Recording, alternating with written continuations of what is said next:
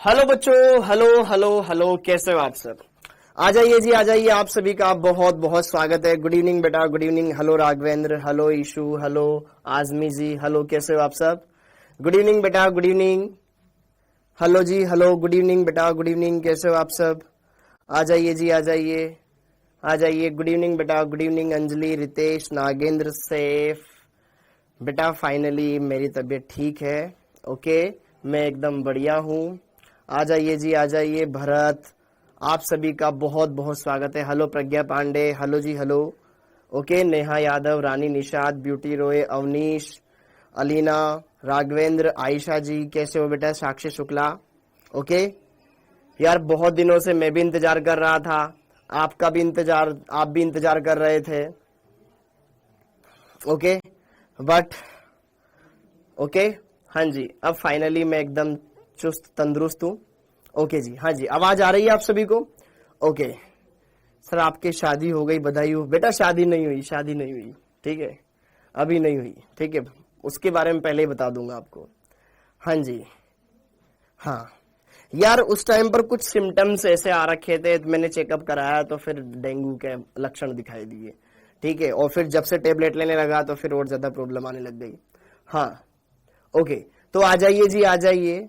सब backlog series का time बता दो, पार सर ने बोला है। देखो सारी बातें करेंगे, हर एक बात क्लियर करेंगे, हर एक बात अच्छे से समझेंगे, अच्छे से क्लियर करेंगे।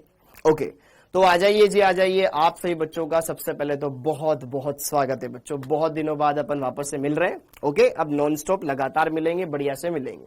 हाँ जी, तो अपना चल रहा था यार, सबसे पहले तो विलियन वाला चैप्टर, थोड़ा सा उसके बारे में बात कर दूं, फिर थोड़ा सा मैं आपसे डिस्कशन करूंगा, फिर आगे की चीजें को चर्चा में लेकर आऊंगा। तो अभी तक हमने पढ़ लिया था विलेन वाले चैप्टर के अंदर लेक्चर नंबर 5 तक। ओके, अभी तक हमने पढ़ लिया था बेटा विलेन वाले चैप्टर के अंदर लेक्चर नंबर 5 तक। अब आगे हम चलेंगे लेक्चर नंबर 6 की ओर। ओके, और अब से आपके इस चैप्टर के कुछ बहुत इंपॉर्टेंट टॉपिक्स क्लियर होते जाएंगे। अब मैं आपको यहां पर ये बता दूं कि इस बैच में कुछ 11th वाले बच्चे भी हैं, इस बैच में कुछ 11th वाले बच्चे भी हैं। वो चाहें तो इस लेक्चर को देख सकते हैं, अदरवाइज वो ड्रॉप भी कर सकते हैं। क्यों? क्योंकि अगले साल उनको अच्छे से इसमें कवर अप करवाया जाएगा। ठीक है, ओके, हाँ जी, क्लासेस चलेगी बेटा, चलेगी। ओके, हाँ जी, तो 11th वाले बच्चे चाहे तो इसको ड्रॉप कर सकते हैं। मैंने इस वजह से आपको ये चैप्टर भिजवाया ताकि आप सांद्रताओं के बारे में अच्छे से नॉलेज ले सकें, जो क्लास 11th वाले थे। ओके, लेकिन जो बाकी उनको तो पूरा ही देखना है। अब आगे बढ़ते हैं। इसमें हमने अभी तक क्या क्या देख लिया था, क्या क्या चीजें थी जिन पर हम चर्चाएं कर चुके थे और आगे करने वाले हैं। हाँ, तो यार हमने परिचय के बारे में देख लिया था, विलियन क्या है, विलियन के प्रकार क्या होते हैं, विलायक के आधार पर, विलय के आधार पर, वो सारी बातें देख ली थी।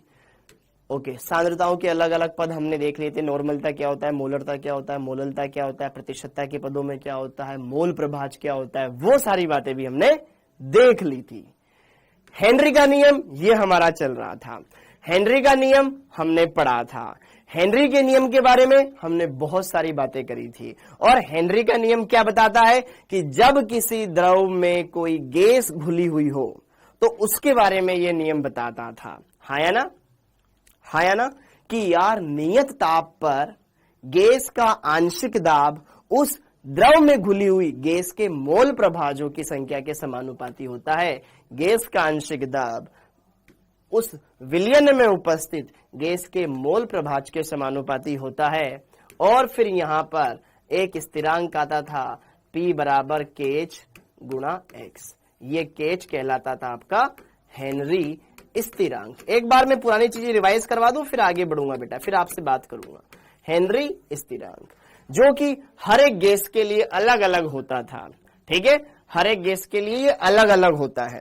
इतनी बातें हमने देख ली थी। और फिर मैंने आपको यही बताया था कि गैसों की द्रवों के अंदर विलयता पर किस किस का प्रभाव पड़ता है। तापमान का, जी हाँ, तापमान का प्रभाव भी पड़ता है।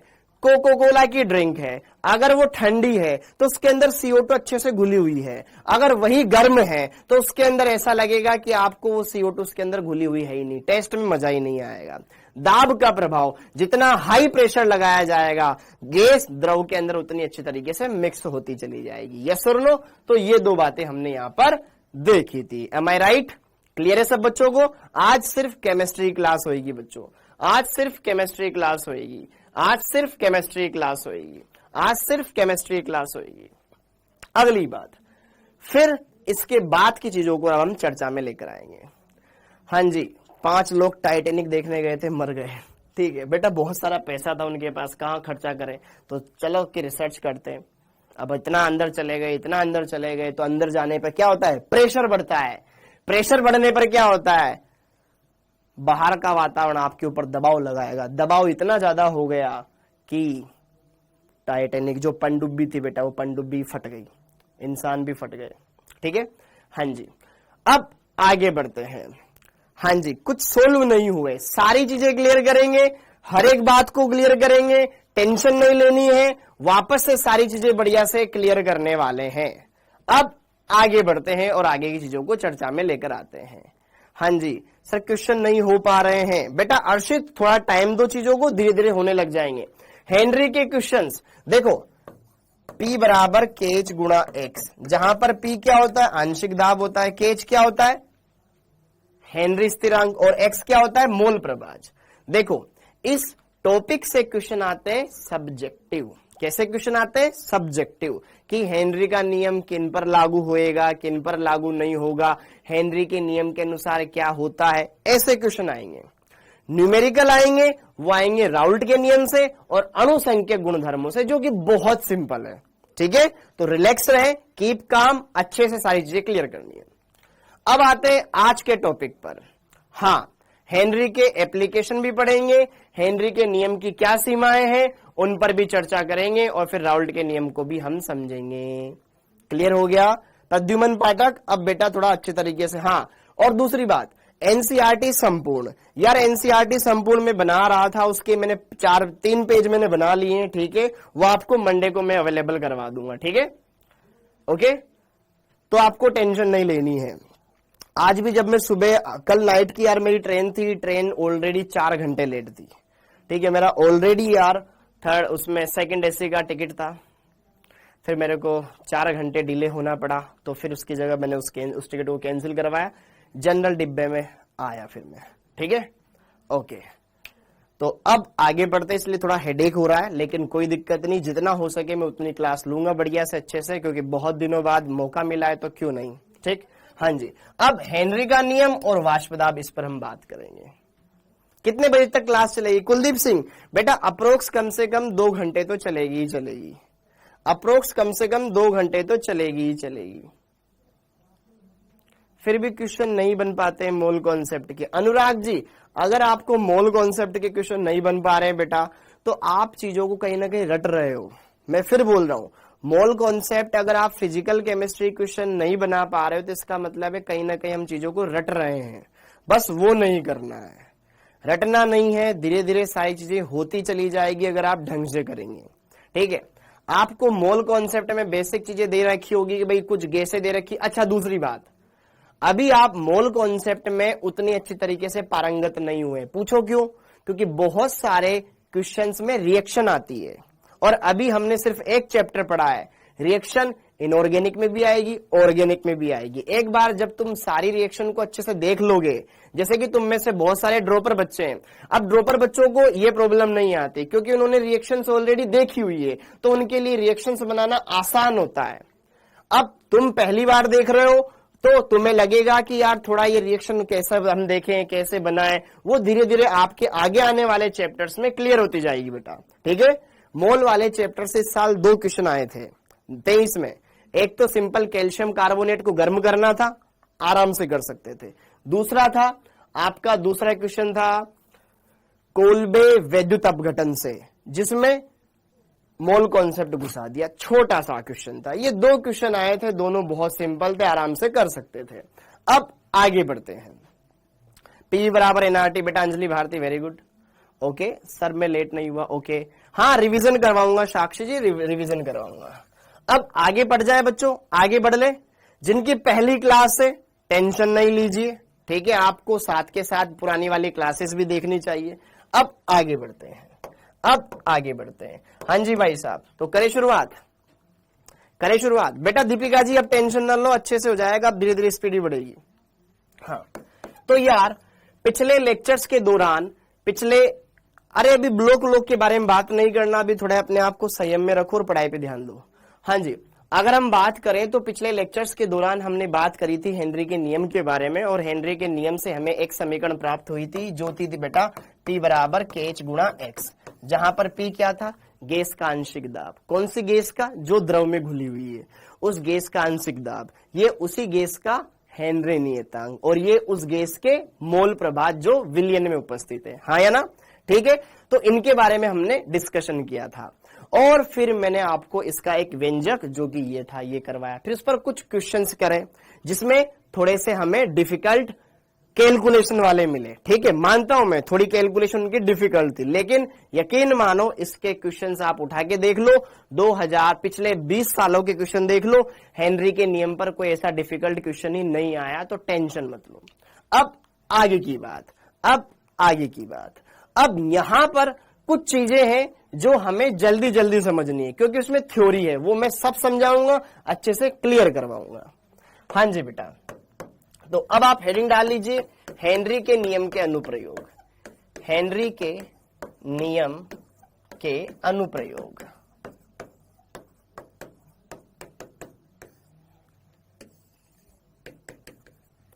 हेनरी के नियम के अनुप्रयोग। इस बार आ गया था, अरे नहीं आएगा लल्ला। निशा जी क्वेश्चन नहीं आता बेटा, नहीं आता, एक्सपीरियंस बोल रहा हूं ना बेटा। क्वेश्चन प्रैक्टिस के लिए टाइम नहीं निकाल पा रहे हैं, क्या करूं बेटा, टाइम तो देना पड़ेगा यार। किससे मिलने जाते हो तो टाइम निकालते हो ना, तो यहां भी टाइम दो। कल क्लास नहीं है बेटा, कल क्लास नहीं है। ओके, इंदिरा चतुर्वेदी जी बेटा आपको तो मैं पहले से जानता हूं, पहली क्लास कैसे हो सकती है आपकी। हाँ जी, अब हेनरी के नियम के अनुप्रयोग। हेनरी के नियम का पहला अनुप्रयोग, जैसे कि देखो ध्यान से, मान लो ये पेप्सी की बोतल है, तो जो पेय पदार्थ होते हैं या सॉफ्ट ड्रिंक्स होती है, उसके अंदर क्या होता है, गैसों को उच्च दाब पर भरा जाता है, जिससे क्या होगा, वो गैस उस लिक्विड के अंदर अच्छे से भरी रहेगी। कौन सा नियम, हेनरी का नियम यहां पर लागू होता है। अभी सिंपल सा समझना कि जो सोडा पेय पदार्थ होते हैं, कोल्ड ड्रिंक्स होती है, उनके अंदर CO2 गैस को उच्च दाब पर भरा जाता है। क्यों, क्योंकि प्रेशर बढ़ाने पर गैसों की विलेयता बढ़ती जाती है। प्रेशर बढ़ाने पर विलेयता बढ़ती जाती है।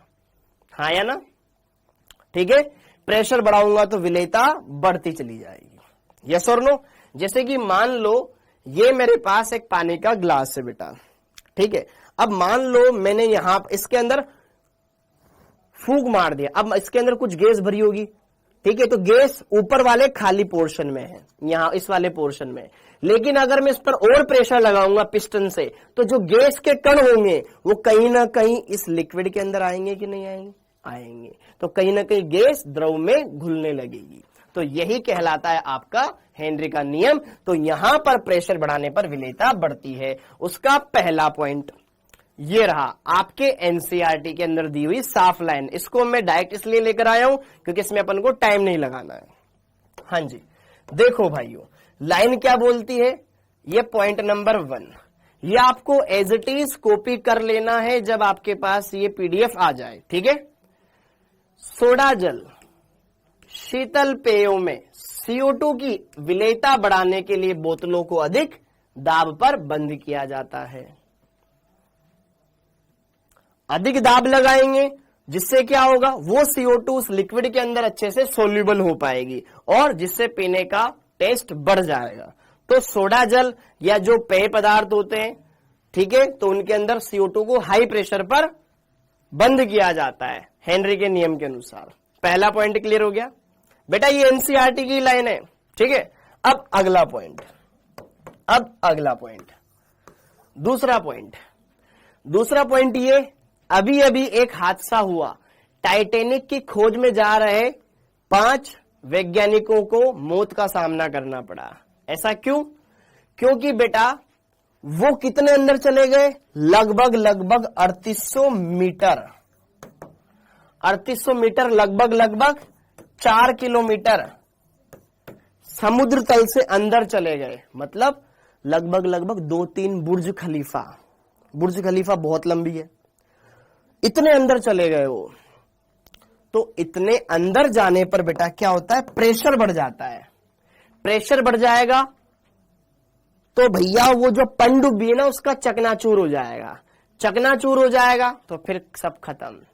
अब ऐसी स्थिति है बेटा, वो इंसान मुर्दे भी बाहर नहीं आ सकते, उनकी लाश भी मिलना पॉसिबल नहीं है, ठीक है, उनके घर वालों को डेड बॉडी भी नहीं मिलेगी। ओके, तो अब जरा देखो ध्यान से यहां पर क्या मैं कहना चाह रहा हूं। यहां पर मैं ये कहना चाह रहा हूं कि जैसे कि मान लो ये है हमारा समुद्र तल, ठीक है, यहां पर ये वैज्ञानिक साहब, रिसर्चर, गोताखोर, अब ये गोताखोर ये रहा पानी, इसमें गए ये डुबकी मारने,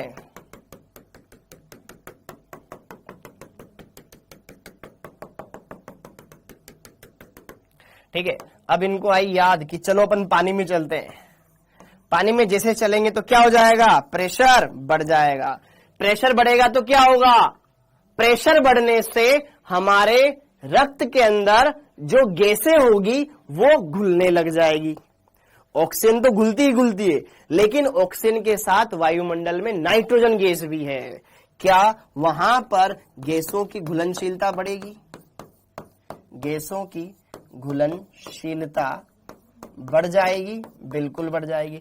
जब ये छगन पानी में जाएगा तो क्या गैसों की घुलनशीलता बढ़ जाएगी, इसकी सीमाएं भी पढ़ाएंगे, बिल्कुल पढ़ाएंगे। तो जैसे ही ये नीचे जाएगा प्रेशर बढ़ेगा, प्रेशर बढ़ेगा तो घुलनशीलता बढ़ेगी, घुलनशीलता बढ़ेगी तो कहीं ना कहीं जब ये इंसान वापस ऊपर आएगा, ऊपर आते ही क्या हो जाएगा, प्रेशर घट गया।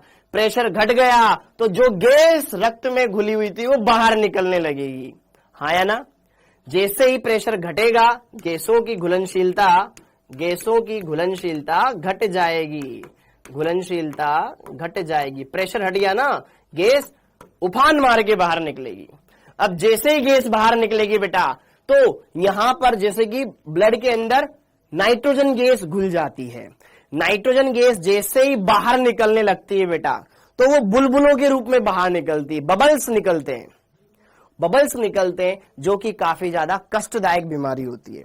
क्योंकि ऑक्सीजन तो जीवनदायक है, लेकिन सारी गैसें जीवनदायक नहीं है। अगर वहीं पर नाइट्रोजन हमारे ब्लड में आ जाता है और जब हम बाहर निकलते हैं तो एकदम से प्रेशर घटेगा तो नाइट्रोजन बाहर निकलेगी, और बाहर निकलेगी तो बेटा बबल्स की फॉर्म में वो निकलेगी, बुलबुलों के रूप में। इस प्रॉब्लम को बोलते हैं बेटा बैंड्स। बैंड्स, इस समस्या को कहा जाता है बैंड्स, जो कि एक जानलेवा बीमारी हो सकती है। इसलिए जब गोताखोर पानी में डुबकी मारता है तो जो सिलेंडर बांध के जाता है ना पीछे, उस सिलेंडर में वो सिर्फ ऑक्सीजन ले जाकर के साथ में हीलियम गैस को भी ले जाता है। पूछो क्यों? क्योंकि हीलियम अक्रिय होती है, वो घुलनशील नहीं होती ऑक्सीजन के साथ रक्त में, तो इसलिए वो क्या रहेगी, आराम से उनके लिए सही रहेगी और वो आराम से काफी ज्यादा डेप्थ तक जा सकते हैं। हाँ, हीलियम गैस यूज होती है। ये समझ में आ गया, ये समझ में आ गया? अरे ये क्लियर हो गया, क्लियर हो गया, पक्का हीलियम गैस यूज होती है। अब जरा देखो ध्यान से, वही चीज यहां पर देखो, ठीक है, बस केवल समझना है, बस केवल समझना है। गहरे समुद्र में श्वास लेते हुए गोताखोरों को अधिक दाब पर गैसों की अधिक घुलनशीलता का सामना करना पड़ता है। समझ में आ गया? हाई प्रेशर होएगा तो गैस ज्यादा घुलेगी, ओके, सामना करना पड़ता है। अधिक बाहरी दाब के कारण श्वास के साथ ली गई वायुमंडलीय गैसों की विलेयता रुधिर में अधिक हो जाएगी। उससे क्या होगा, हाई प्रेशर हो गया तो ब्लड में जो हमारी धमनियों के अंदर बह रहा है उसके अंदर ऑक्सीजन के साथ बाकी गैसें भी चली जाएगी, ठीक है।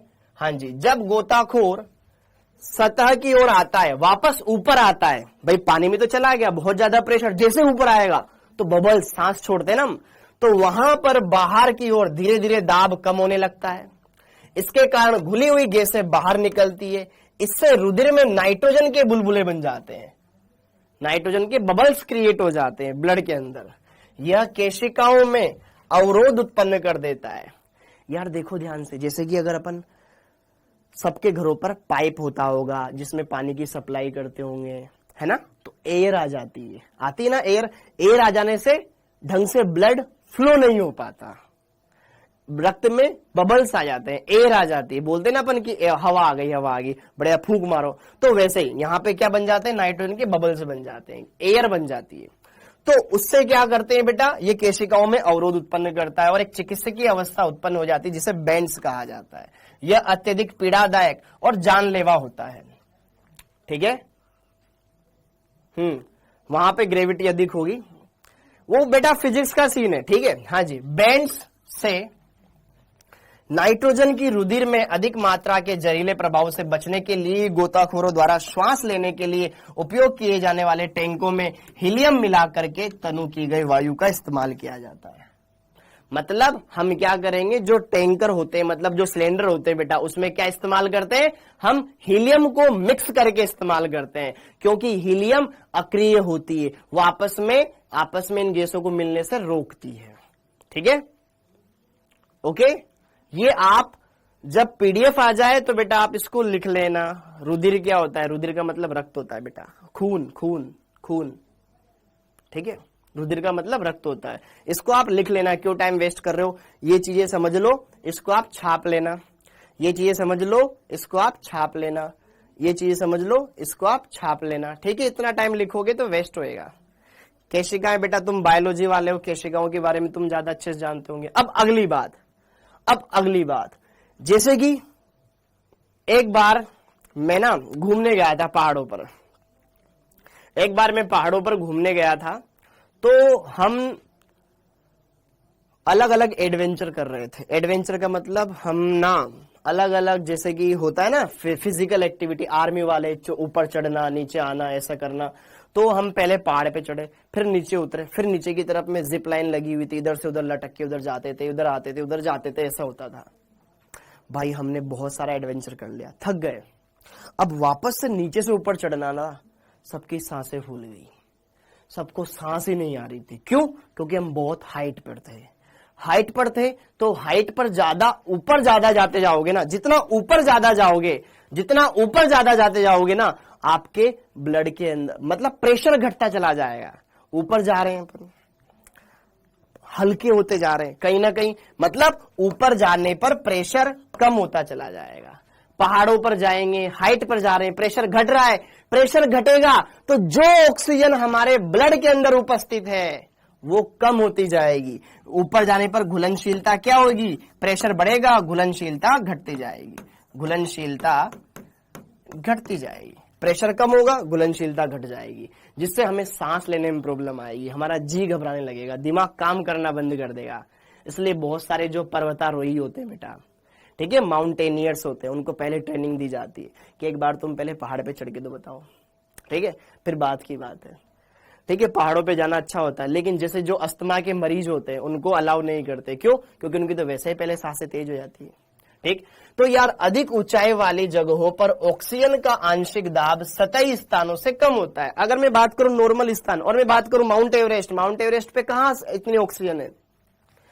इन जगहों पर रहने वाले लोगों और आरोहकों के रुधिर और ऊतकों में ऑक्सीजन की सांद्रता निम्न हो जाती है, जिसके कारण आरोहक कमजोर हो जाते हैं और स्पष्टतया सोच नहीं पाते। इन लक्षणों को एनोक्सिया कहा जाता है, ये ध्यान रखना। आरबीसी, हाँ आरबीसी बढ़ती है, ठीक है, हाँ जी, ब्रीदिंग में प्रॉब्लम होती है। वेरी गुड बेटा, वेरी गुड। आरोह, अरे चढ़ने वाला पर्वतारोही यार, पर्वतारोही,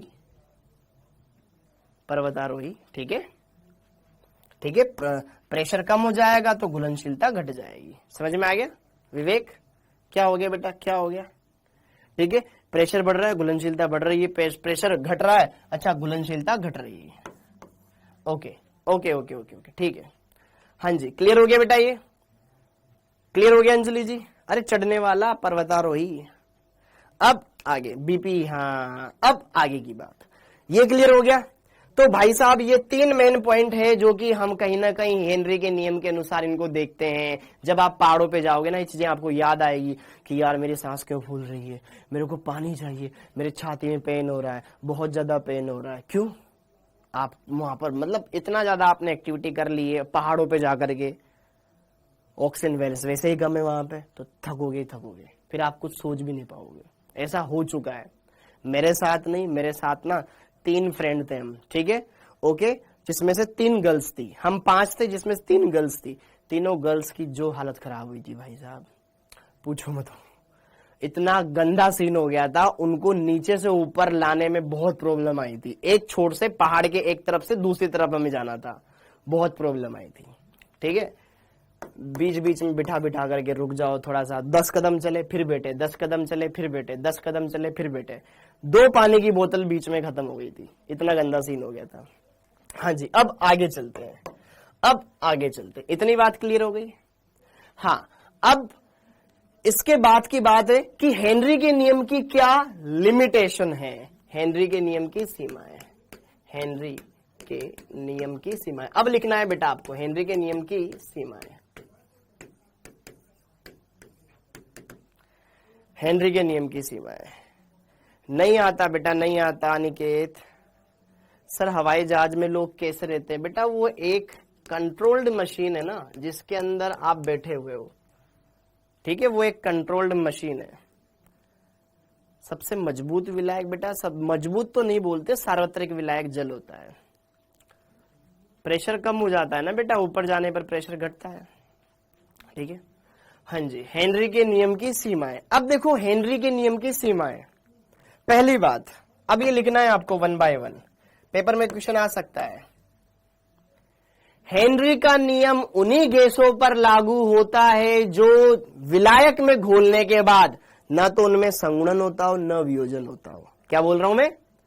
जैसे कि मान लो ये मेरे पास जल है, जल में मैंने कोई गैस घोली, जैसे कि CO2, और CO2 घुल करके पता चला उसका द्विलक बना लिया उसने, या CO2 घुलने के बाद टूट गई, है ना, तो न तो उसका संगुणन होना चाहिए, न तो एसोसिएशन होना चाहिए, न वियोजन होना चाहिए, ठीक है, मतलब ठीक है, यह नियम उन गैसों पर, ठीक है, ओके।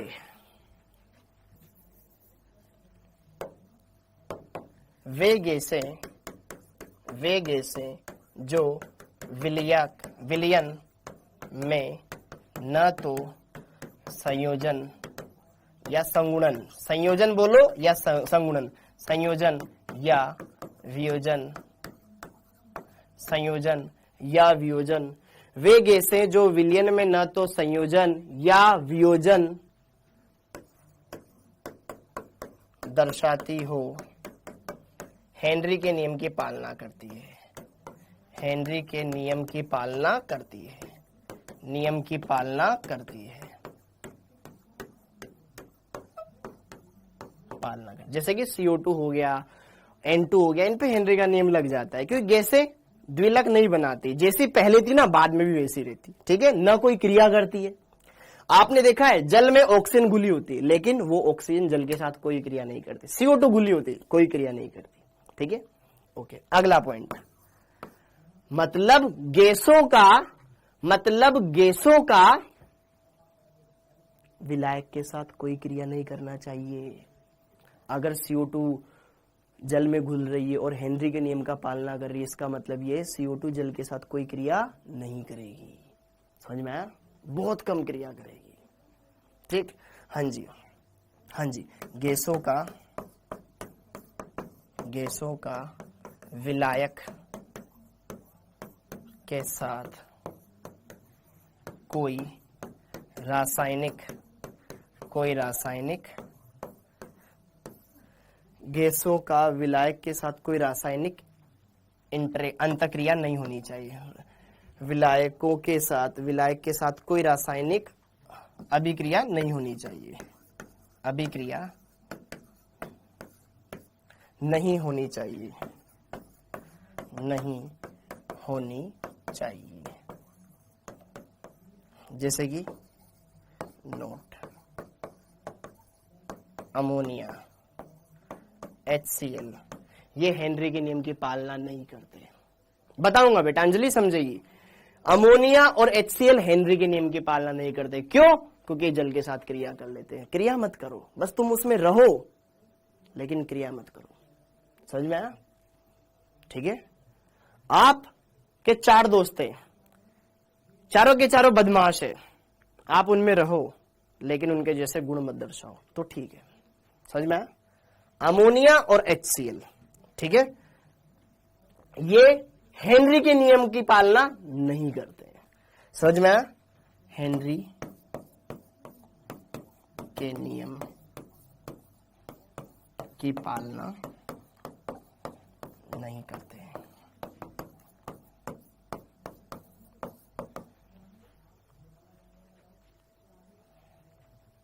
वेरी गुड बेटा। CO2 भी नहीं करती, क्योंकि CO2 भी क्या कर लेती है, जल के साथ मिलकर के क्या बना लेती है बेटा, वो कार्बोनिक एसिड बना लेती है, लेकिन वो इरिवर्सिबल प्रोसेस होता है। अरे संयोजन का मतलब जुड़ना है यार, वियोजन का मतलब टूटना, ठीक है। ओके प्रियांशु, बहुत बढ़िया बेटा, हो गया।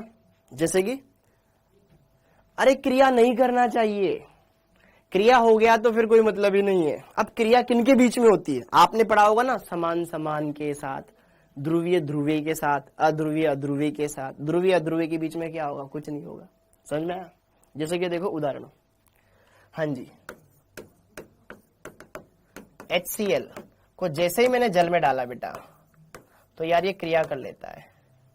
क्रिया कैसे कर लेता है, ये अपना H+ इसको दे देता है, तो H3O+ बन जाता है और Cl- बन जाता है। क्रिया नहीं करना चाहिए, क्रिया हो गया तो, है ना। हाँ, इस तरीके से अमोनिया जल के साथ क्रिया करता है, ये जल से H ले लेता है, अमोनियम आयन बना लेता है, प्लस OH- छोड़ देता है। तो देखो क्रिया हो गई ना, इनके बीच में, आयनों के बीच में क्रिया हो गई। बेटा प्रैक्टिस क्वेश्चन से मिलेंगे रौनक, टेंशन मत ले। हाँ बेटा, जिनके लीकेज का मान जिसका ज्यादा होता है उसकी विलेयता कम होती है, ठीक है। Arun, Zulfi, HCl + H2O gives, HCl अम्ल होता है, अम्ल क्या करता है, H+ आयन देता है, वो H+ आयन इसने ग्रहण कर लिया तो H3O+ बना लिया, ठीक है, ओके। और यहां से Cl- अलग हो गया, तो इनके बीच में क्या हो गई, क्रिया हो गई। क्रिया नहीं होनी चाहिए थी, ठीक है। जैसे कि देखो यहां पर क्रिया हो गई, नहीं होनी चाहिए थी। समझ में आ गया? क्रिया कैसे करते बेटा, देखो ना यार, आयन वायन आपस में मिल रहे हैं, कुछ अलग, ये क्रिया कारक ये उत्पाद बन रहा है, ठीक है। ओके, अगला point, third point, 1 2 third point, आदर्श गैस समीकरण की पालना होनी चाहिए। आदर्श गैस समीकरण की पालना होनी चाहिए। आदर्श गैस नियम की, समीकरण की नहीं, आदर्श गैस नियम की पालना होनी चाहिए, पालना होनी चाहिए। जिस तरीके से आदर्श, कोई भी गैस आदर्श गैस के समान व्यवहार करती है, कंडीशन क्या है, हाई टेम्परेचर लो प्रेशर, तभी काम करेगी। देखो मैं बताता हूं, आदर्श गैस नियम की पालना होनी चाहिए, अर्थात, पहले लिखवा दूं फिर समझाता हूं, अर्थात उच्च ताप एवं निम्न दाब। हाँ जी, जैसे कि देखो ध्यान से, अमोनिया गैस पानी में इतनी घुल जाती है, इतनी घुल जाती है कि क्रियाएं कर लेती है। तो क्रिया कर लेती तो नियम नहीं लगेगा। इतनी घुल रही है मतलब प्रेशर बहुत ज्यादा है। समझो समझो जरा, देखो ध्यान से, अमोनिया गैस हेनरी के नियम की पालना नहीं करती। क्यों? क्योंकि ये बहुत ज्यादा घुल जा रही है। हाँ है ना, ज्यादा कब घुलती है, जब प्रेशर ज्यादा होता है। अरे ज्यादा प्रेशर लगाऊंगा ज्यादा घुलेगी, कम दाब लगाओगी कम घुलेगी, इंटरेक्शन कम होगा ना उनके बीच में। हाँ है ना, उनके बीच में क्रिया कम होगी। हम क्रिया ही तो नहीं करवाना चाहते, बस आप जाओ और उसमें पड़े रहो बस। हाँ, H2O2 हो सकता है, ठीक है। समझ में आ गया? क्लियर हो गया क्या बच्चों? ये तीनों के तीनों पॉइंट क्लियर हो गए क्या? तीनों पॉइंट क्लियर हो गए क्या?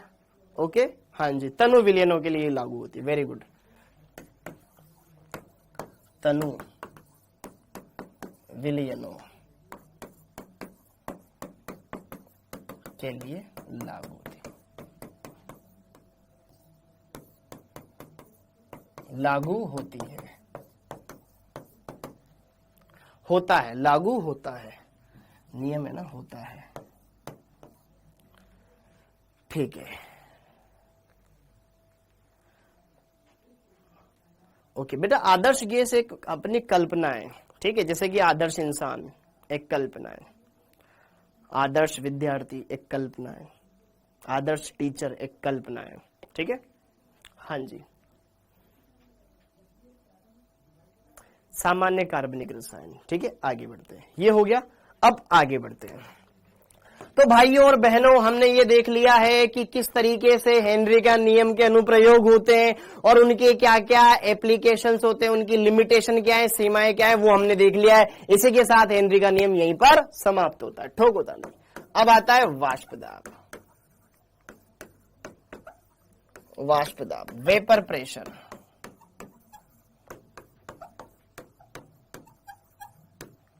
वेपर प्रेशर, वेपर प्रेशर, वाष्प दाब। वाष्प दाब, जैसे कि देखो ध्यान से बेटा, अगर हम बात करें वाष्प दाब के कॉन्सेप्ट पर, वाष्प दाब को तोड़ना सीखो। वाष्प के द्वारा लगाया गया दाब, वाष्प के द्वारा लगाया गया दाब। जैसे कि मान लो ये मेरे पास पानी है, इसमें क्या है, पानी। कहाँ गया ये पानी का नियम? हाँ जी, पानी का नियम, हाँ जी, पानी का नियम क्या, राउल्ट का नियम। अब वाष्प दाब का नियम, हाँ जी, ये पानी अपने पास भरा हुआ है, पूरा का पूरा, आधा भरा हुआ है। तो यहां पर क्या होएगा बेटा कि यार पानी कैसा है, वाष्पशील होता है। पानी कैसा होता है, वाष्पशील होता है।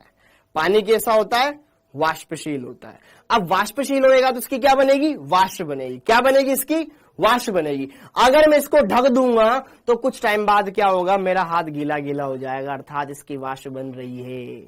तो वही वाष्प जब द्रव की सतह पर दाब लगाएगी, इसी द्रव की सतह पर जब दाब लगाएगी तो उसी को बोलते हैं बेटा वाष्प दाब। द्रव की वाष्प के द्वारा द्रव की सतह पर लगाया गया दाब। देखो वाष्प दाब क्या होता है, जैसे कि मान लो ये मेरे पास एक पात्र है, ध्यान समझिएगा बेटा, ये मेरे पास पात्र है, इसमें क्या भरा हुआ है, द्रव भरा हुआ है, ठीक है, और ये हमने ढका हुआ है। ढकेंगे तभी तो वाष्प रुकेगी, अदरवाइज वेपराइज हो जाएगी वो, ठीक है। ओके, तो जरा देखो ध्यान से, बहुत कम बनती है बेटा रौनक, बहुत कम बनती है। जब हमने किसी वस्तु को ढक दिया और उसके अंदर कोई वाष्पशील द्रव भरा हुआ है, कोई वाष्पशील द्रव भरा हुआ है, जैसे कि पेट्रोल हो गया, डीजल हो गया, केरोसिन हो गया, पानी हो गया, कुछ भी भरा हुआ है, ठीक है। तो यह जो वाष्पशील द्रव है, इसकी कुछ ना कुछ वाष्प बनेगी। ये यहां पे मान लेते इसकी कुछ वाष्प बन रही है, ये वाष्प है। तो इसी वाष्प के द्वारा इस द्रव की सतह पर लगाया गया दाब ही कहलाता है वाष्प दाब। समझ में आया? ओके, द्रव की सतह पर उसी की वाष्प के द्वारा लगाया गया दाब ही कहलाता है वाष्प दाब। अब जरा देखो ध्यान से, सर अगर इसकी वाष्प बन रही है तो कब वो दाब लगाएगी, जब एक टाइम के बाद सामने आ जाएगा। जैसे कि देखो ध्यान से, नीचे द्रव है, ऊपर वाष्प है, द्रव से वाष्प बनने लग रही, बनने लग रही, बनने लग रही, बनने लग रही, मतलब नीचे से प्रोसेस ऊपर जाता जा रहा है, मतलब द्रव से वाष्प बनती जा रही है, मतलब द्रव वाष्प में कन्वर्ट हो रहा है। अब एक टाइम ऐसा आएगा कि द्रव और वाष्प के बीच में संतुलन आ जाएगा। तो अब उधर की सकना यार, थोड़ा सा इधर की सकना यार, थोड़ा सा इधर की सकना, थोड़ा सा इधर की सकना। धक्का मुक्की तभी होती ना जब एक जगह से बच्चे दूसरी जगह पे जा रहे हो, तब तक कोई दिक्कत नहीं है यार, आदत उधर बैठ जा, तू उधर। अब जब बैठ गए ना, फिर उधर थोड़ा उधर की सक जा यार, थोड़ा इधर की सक जा यार, थोड़ा इधर की सक जा, किसकाते पास वाले को तो नीचे उतार देना है, हाँ ना। तो वही बात है कि जब ये द्रव है और ये द्रव की वाष्प है, जब इन दोनों के बीच में साम्य आ जाएगा तो उसी अवस्था के दौरान द्रव की वाष्प के द्वारा इसके सतह पर दाब लगाया जाएगा, वही दाब कहलाता है वाष्प दाब। तो मिटा दो इसको, हाँ जी। तो लिखिएगा बेटा, लिखिएगा नियत ताप पर नियत ताप पर, टाइम नहीं है, नियत ताप पर द्रव की वाष्प द्वारा, द्रव की वाष्प द्वारा द्रव की सतह पर, नियत ताप पर, टेम्परेचर में कोई चेंज नहीं करना है, नियत ताप पर द्रव की वाष्प द्वारा द्रव की सतह पर लगाया गया दाब, लगाया गया दाब, ठीक है, वाष्प दाब कहलाता है,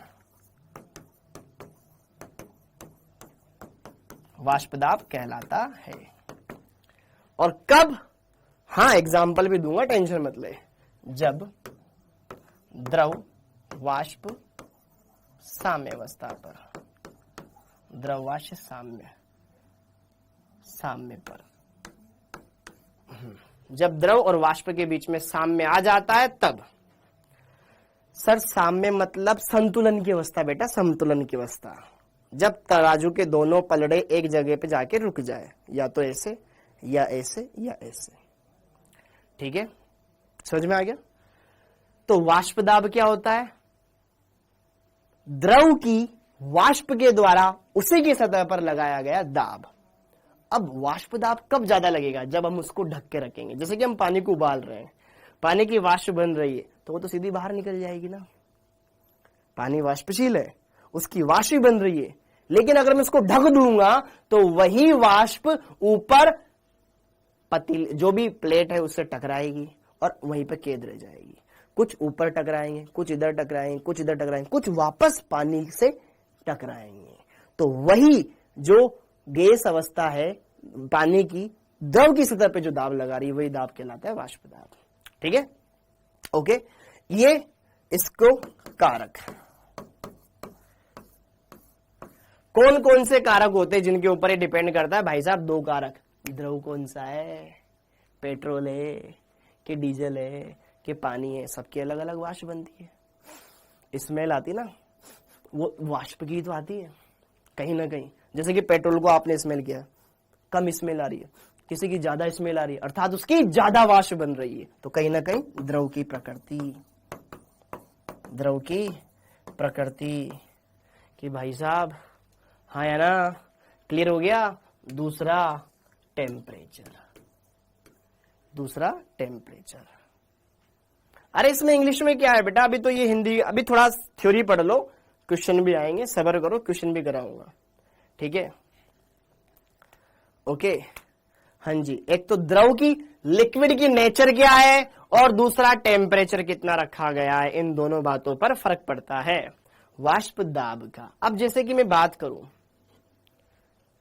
इसमें ये पानी है, जितना पानी इसमें ना, उतना ही पानी अगर मैं एक बोतल में ले लूं, उतना ही पानी अगर मैं किस में ले लूं, एक बाल्टी में ले लूं, तो उसकी वाष्प का दाब समान होता है। ठीक है, द्रव पानी है, जैसे कि मान लो पानी, पानी आप ग्लास में लो, उतना ही पानी आप बोतल में लो, उतना ही पानी आप बाल्टी में लो, उसके द्वारा लगाए गए दाब की मात्रा समान होती है। ध्यान रखना, समझ में आया? समान होती, समझ में आया? समझ में आया? टेम्परेचर कैसे? अरे देख, टेम्परेचर का मतलब ये ना, देख टेम्परेचर, अगर तू ताप फिक्स नहीं रखेगा, जैसे कि मान ले पानी ठंडा है, उसकी कम वाष्प बनेगी ना। अगर वही पानी गर्म होता, उसकी ज्यादा वाष्प बनेगी, तो ज्यादा दाब लगाएगी नहीं लगाएगी यार? हाँ या ना? तो इस तरीके से यहां पर हमने आगे की चर्चाओं को देखा। तो अब यहां पर जरा देखो ध्यान से, मैंने आपको 2 बातें यहां पर बताई कि देखो ध्यान से, समान पदार्थ है, उसको अलग अलग पात्र में लिया जाए तो वाष्प दाब पे कोई फर्क पड़ेगा? नहीं पड़ेगा। पात्र कोई भी लो, उसके द्वारा लगाया गया दाब सेम ही रहेगा निश्चित टेम्परेचर पर। समझ में आ गया? ये ध्यान रखना। नोट, वाष्प दाब, वाष्प दाब पात्र के ऊपर निर्भर नहीं करता है, निर्भर नहीं करता है कि पात्र कौन सा लेना चाहिए। ठीक है, ध्यान रखना, उस पात्र के ऊपर डिपेंड नहीं करता है, पात्र के ऊपर डिपेंड नहीं करता है। अब अगली बात, सर हमें इसमें पढ़ना क्या है? अब जरा देखो ध्यान से कायदे की बात। ये एक द्रव ऐसा है जिसकी भी वाष्प बनती है, ठीक है। इसके अंदर हमने पहले गैस मिलाई थी। हम विलयन के बारे में पढ़ रहे हैं। अपना चैप्टर कौन सा है? विलयन। विलयन का मतलब पानी जैसा, मतलब पानी तो होता ही होगा, द्रव तो होता ही होगा।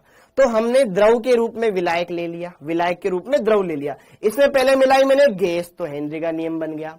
अब इसमें मिलाऊंगा मैं द्रव या मिलाऊंगा ठोस, तो राउल्ट का नियम बन जाएगा। समझ में आ रही है? समझ में आ रही है? समझ में आ रही है? अगर मेरा विलायक द्रव है, अगर मैंने इसके अंदर गैस मिलाई है, तो मैं हेनरी के नियम के हिसाब से बात करूंगा। लेकिन अगर मैंने इसके अंदर द्रव मिला दिया तो राउल्ट का नियम, ठोस मिला दिया तो भी राउल्ट का नियम। जैसे कि देखो ध्यान से, यहां पर ये पानी है और ये कॉफी है। इसके अंदर जैसे ही मैंने क्या मिलाया, ये मिला दिया कॉफी। कौन सा नियम लगेगा? कौन सा नियम लगेगा? राउल्ट का नियम लगेगा। कंफ्यूजन दूर हो गया? कौन सा नियम लगेगा? राउल्ट का नियम लगेगा। अब उसी तरीके से ये है मेरे पास पानी और ये है मेरे पास शुगर, ठीक है, कॉफी वाली शुगर। मैंने इसमें क्या मिला दी? चीनी मिला दी। ये कैसी है? ठोस। पानी के अंदर ठोस मिला दिया। कौन सा नियम लगेगा? राउल्ट का नियम लगेगा। क्लियर हो गया? तो यह छोटी छोटी चीजें आपको समझ में आनी चाहिए, क्लियर कट होनी चाहिए, कभी डाउट नहीं आएगा। अब इन दोनों के अंदर राउल्ट का नियम कार्य कैसे करता है, ये हमको समझना है, ठीक है। तो ये क्लियर हो चुका है। तो यहां पर अब हेडिंग डाल लो बेटा, राउल्ट का नियम, राउल्ट्स लॉ। राउल्ट का नियम, राउल्ट का नियम,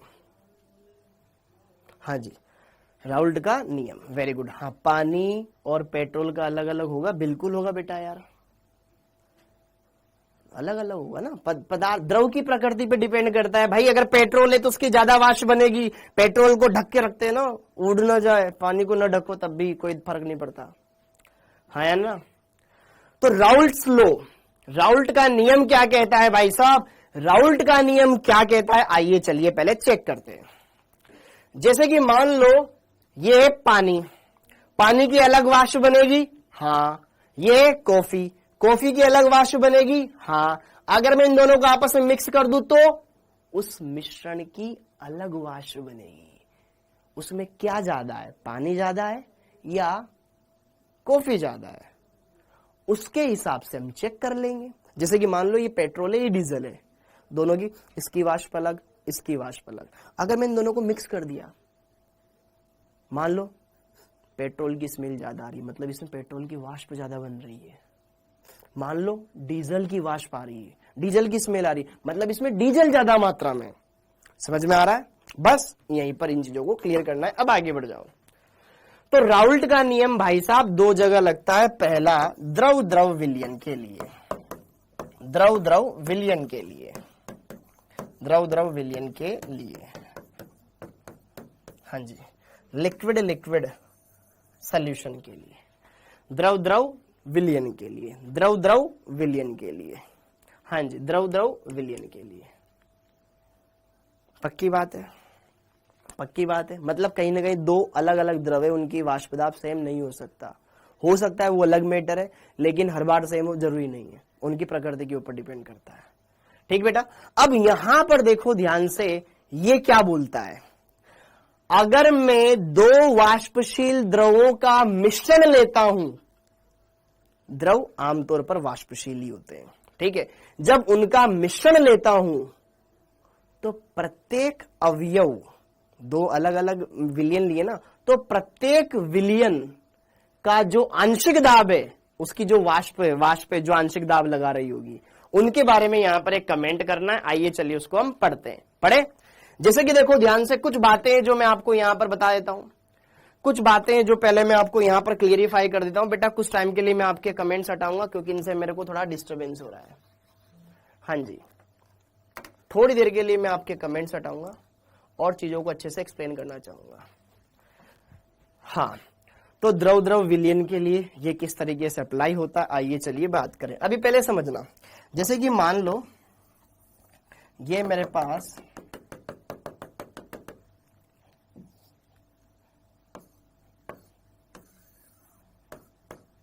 ये ढका हुआ है, ये है मेरे पास बेटा द्रव ए, ठीक है। ये भी कैसा है, वाष्पशील है, ठीक है। ये है मेरे पास द्रव बी,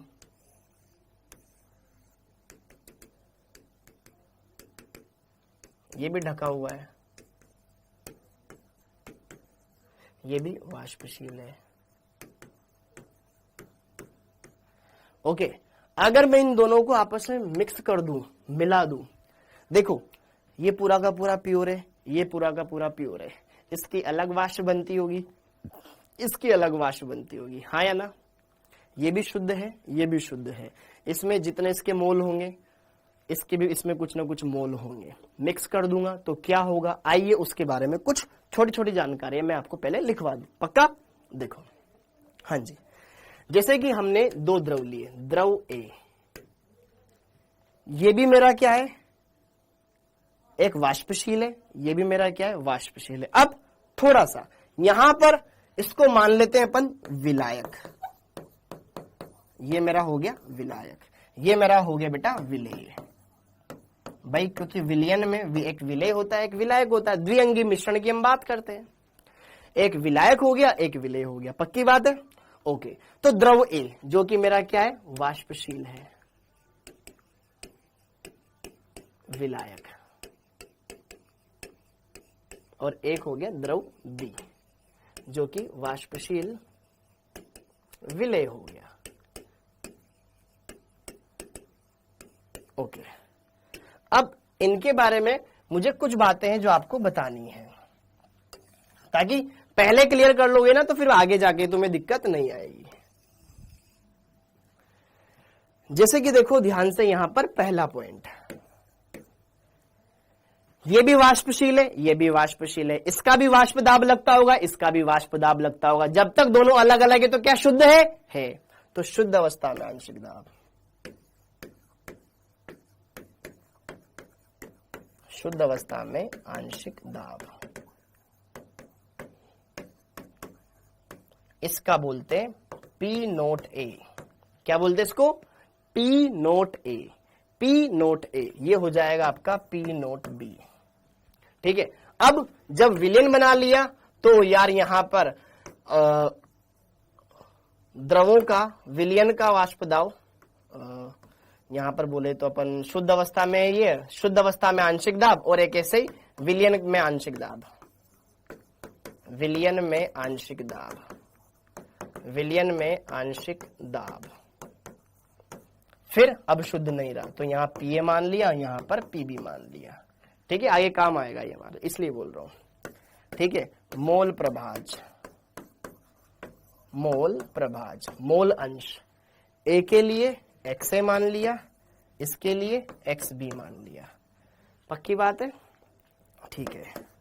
चौथा मोल, विलायक के मोल अपन कैपिटल एन मानते हैं, विलेय के मोल अपन स्मॉल एन मानते हैं, जैसा अपन ने पहले करा था, ठीक है, वैसा वैसा ही करते चले जाएंगे।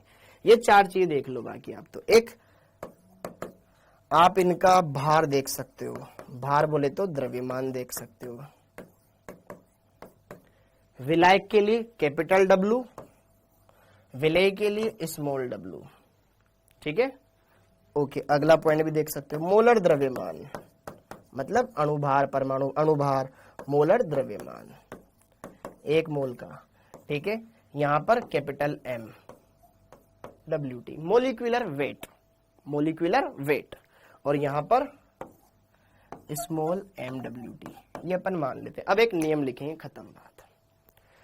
यह बातें आपको समझ में आ गई बेटा कि यार द्रव ए था, द्रव बी था, द्रव ए जब शुद्ध था तो उसकी वाष्प के द्वारा उसके सतह पर लगाया गया दाब मैंने मान लिया पी नोट ए, और बी के वाष्प की सतह पर लगाया गया दाब शुद्ध अवस्था में पी नोट बी।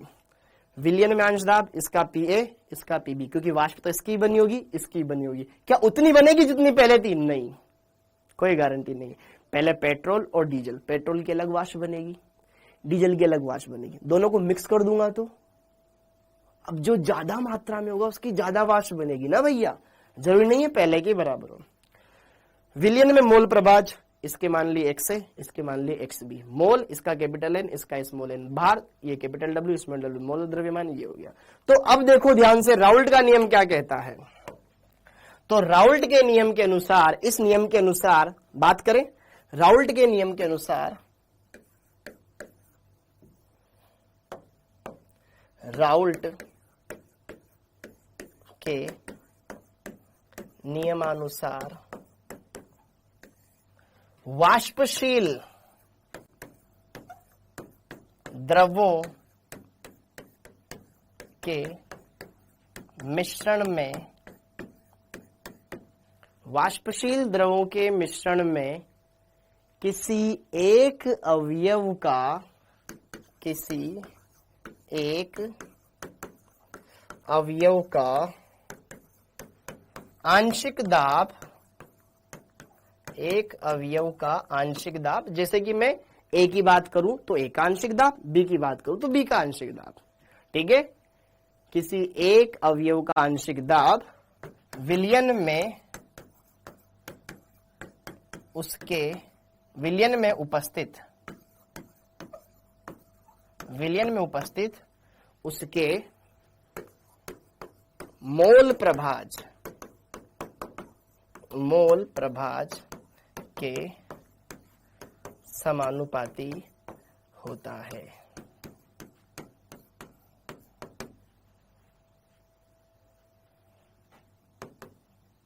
यही राउल्ट का नियम है, ठीक है।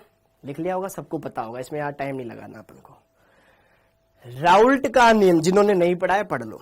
राउल्ट के नियम के अनुसार क्या होता है कि यही राउल्ट का नियम है, ठीक है, कि किसी भी वाष्पशील द्रवों के मिश्रण में किसी एक अवयव के आंशिक दाब का मान उसके मोल प्रभाज के समानुपाती होता है जो उस विलयन में उपस्थित है।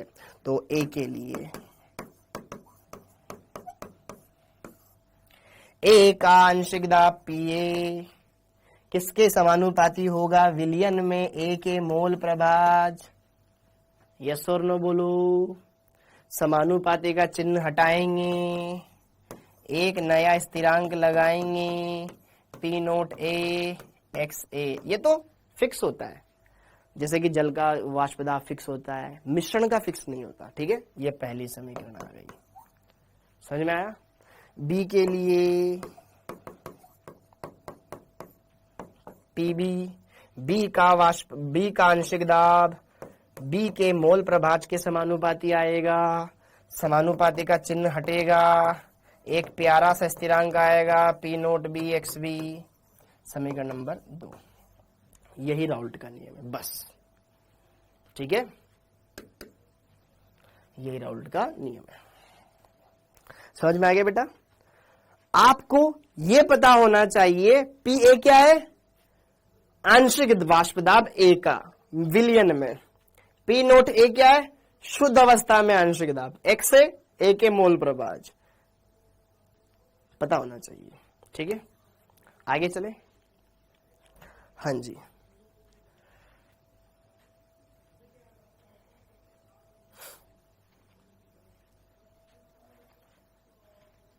ओके, अब आगे बढ़ते हैं।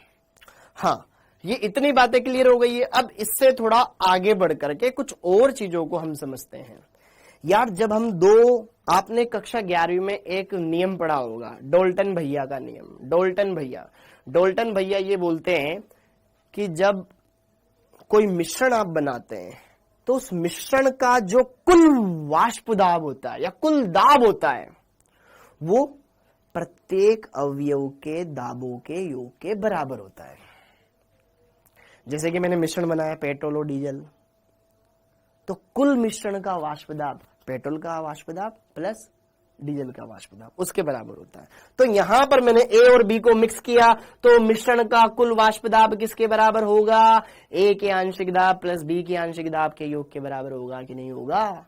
हाँ जी, तो जरा देखो ध्यान से, डाल्टन के नियमानुसार, नहीं पता है तो देखो, डाल्टन के नियमानुसार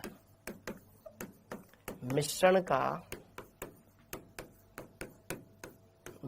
का जैसे कि अगर आपकी बढ़िया नंबर आते हैं तो कहीं ना कहीं किसी एक का योगदान नहीं है, वो संयुक्त प्रयास है ना, हर एक का, मेरा, फिजिक्स वाले सर का, बायोलॉजी वाले सर का, डाउट सॉल्विंग टीम का, हर एक का प्रयास है, आपके फैमिली का, आपके माता पिता का, आपके टीचर्स का, आपके छोटे बड़े भाई का, वो सबका एक जॉइंट रिजल्ट है जो आपको देखने को मिला है। डाल्टन के नियमानुसार मिश्रण का वाष्प दाब या मिश्रण का कुल दाब प्रत्येक अवयवों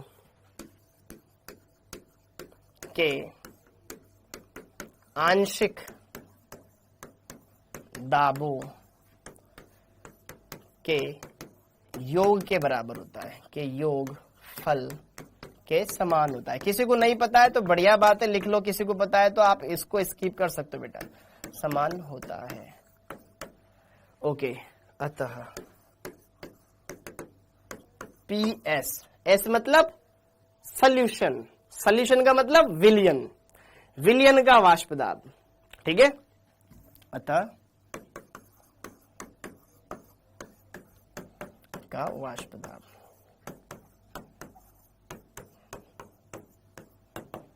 PA प्लस PB।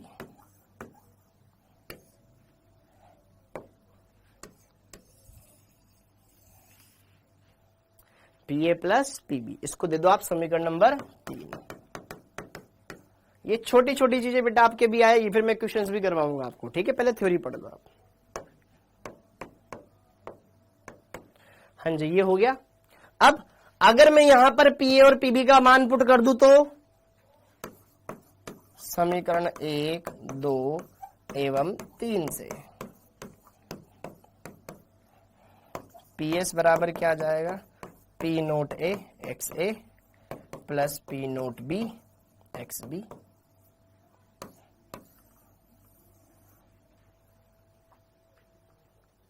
समझ में आया? PA का मान पुट करा, PB का मान पुट करा, लिख दिया, काम हो गया काम। ये समीकरण नंबर 4 होता है कि नहीं होता? यह समीकरण तुम्हें याद होनी चाहिए, इससे सिंपल क्वेश्चंस पूछे गए हैं तुम्हारे एग्जाम में, इस पर आधारित सिंपल क्वेश्चंस पूछे गए हैं आपके एग्जाम में, याद होना चाहिए बच्चों। अच्छा, दूसरी बात, क्या किसी भी मिश्रण में उपस्थित सभी अवयवों या घटकों के मोल प्रभाजों का योग सदैव 1 होता है, ठीक है। चूंकि हम जानते हैं XA प्लस XB बराबर 1, ये जानते हैं कि नहीं जानते? मान लो मुझे क्वेश्चन में A के मोल प्रभाज ना दे रखे हो, सिर्फ B के दे रखे हो, तो मैं A की जगह क्या 1 माइनस XB लिख सकता हूं? सोचो, हाँ या ना, ये मेरे पास समीकरण है। तो यहां से मैं क्या ये लिख सकता हूं, XA बराबर 1 माइनस XB या XB बराबर 1 minus XA। You know what I mean? क्या आप ये लिख सकते हो कि नहीं लिख सकते हो? लिख सकते हो, बस अगर आपको एक XA दे रखा है तो XB की जगह भी इसको ही पुट करना है। देखो कैसे, मैं बताता हूं। ये तो अपने पास मेन समीकरण है ही सही। अब आगे देखो कि यार ध्यान से देखना कि PS P note A XA मेरे को दे रखा है, ये P नोट B XB नहीं दे रखा, तो मैं क्या करूंगा, XB की जगह 1 माइनस XA रख दूंगा। कहां से रखा, XB की जगह 1 माइनस XA रखा यहां पे, ठीक है। तो ये मिल गया, इसको थोड़ा सोल्व करोगे काम हो जाएगा। PS बराबर ये P note A XA, PB को अंदर गुणा कर दो, P नोट B X से गुणा होएगा तो वही आ जाएगा, माइनस XA से गुणा होएगा तो P नोट B XA आ जाएगा। देखो XA यहां पर भी है, XA यहां पर भी है, क्यों ना कॉमन ले लिया जाए। देखो PS क्या ये पी नोट भी अकेला है? बाहर लिखो इसको, ठीक है। अब जरा देखो ध्यान से, x a, p note A x a minus p note B x b है, प्लस जैसा का जैसा लगा दो, एक्स ए यहां पर भी है, एक्स ए यहां पर भी कॉमन ले लो, तो क्या बचेगा? P note a minus p note B x ए। ये एक समीकरण आ गई। यहां इसको भी तुम डायरेक्ट इस्तेमाल कर सकते हो। इन सब की इंपोर्टेंस बताऊंगा, छोटी छोटी बहुत काम की है। या आप यहां पर एक्स बी की बजाय एक्स ए का मान एक्स बी के पदों में रख दो। अभी एक बार लिख लो बेटा, एक बार लिख लो तसल्ली से, मैं तुम्हारे लिए खड़ा हुआ हूं, सब बताऊंगा बढ़िया से।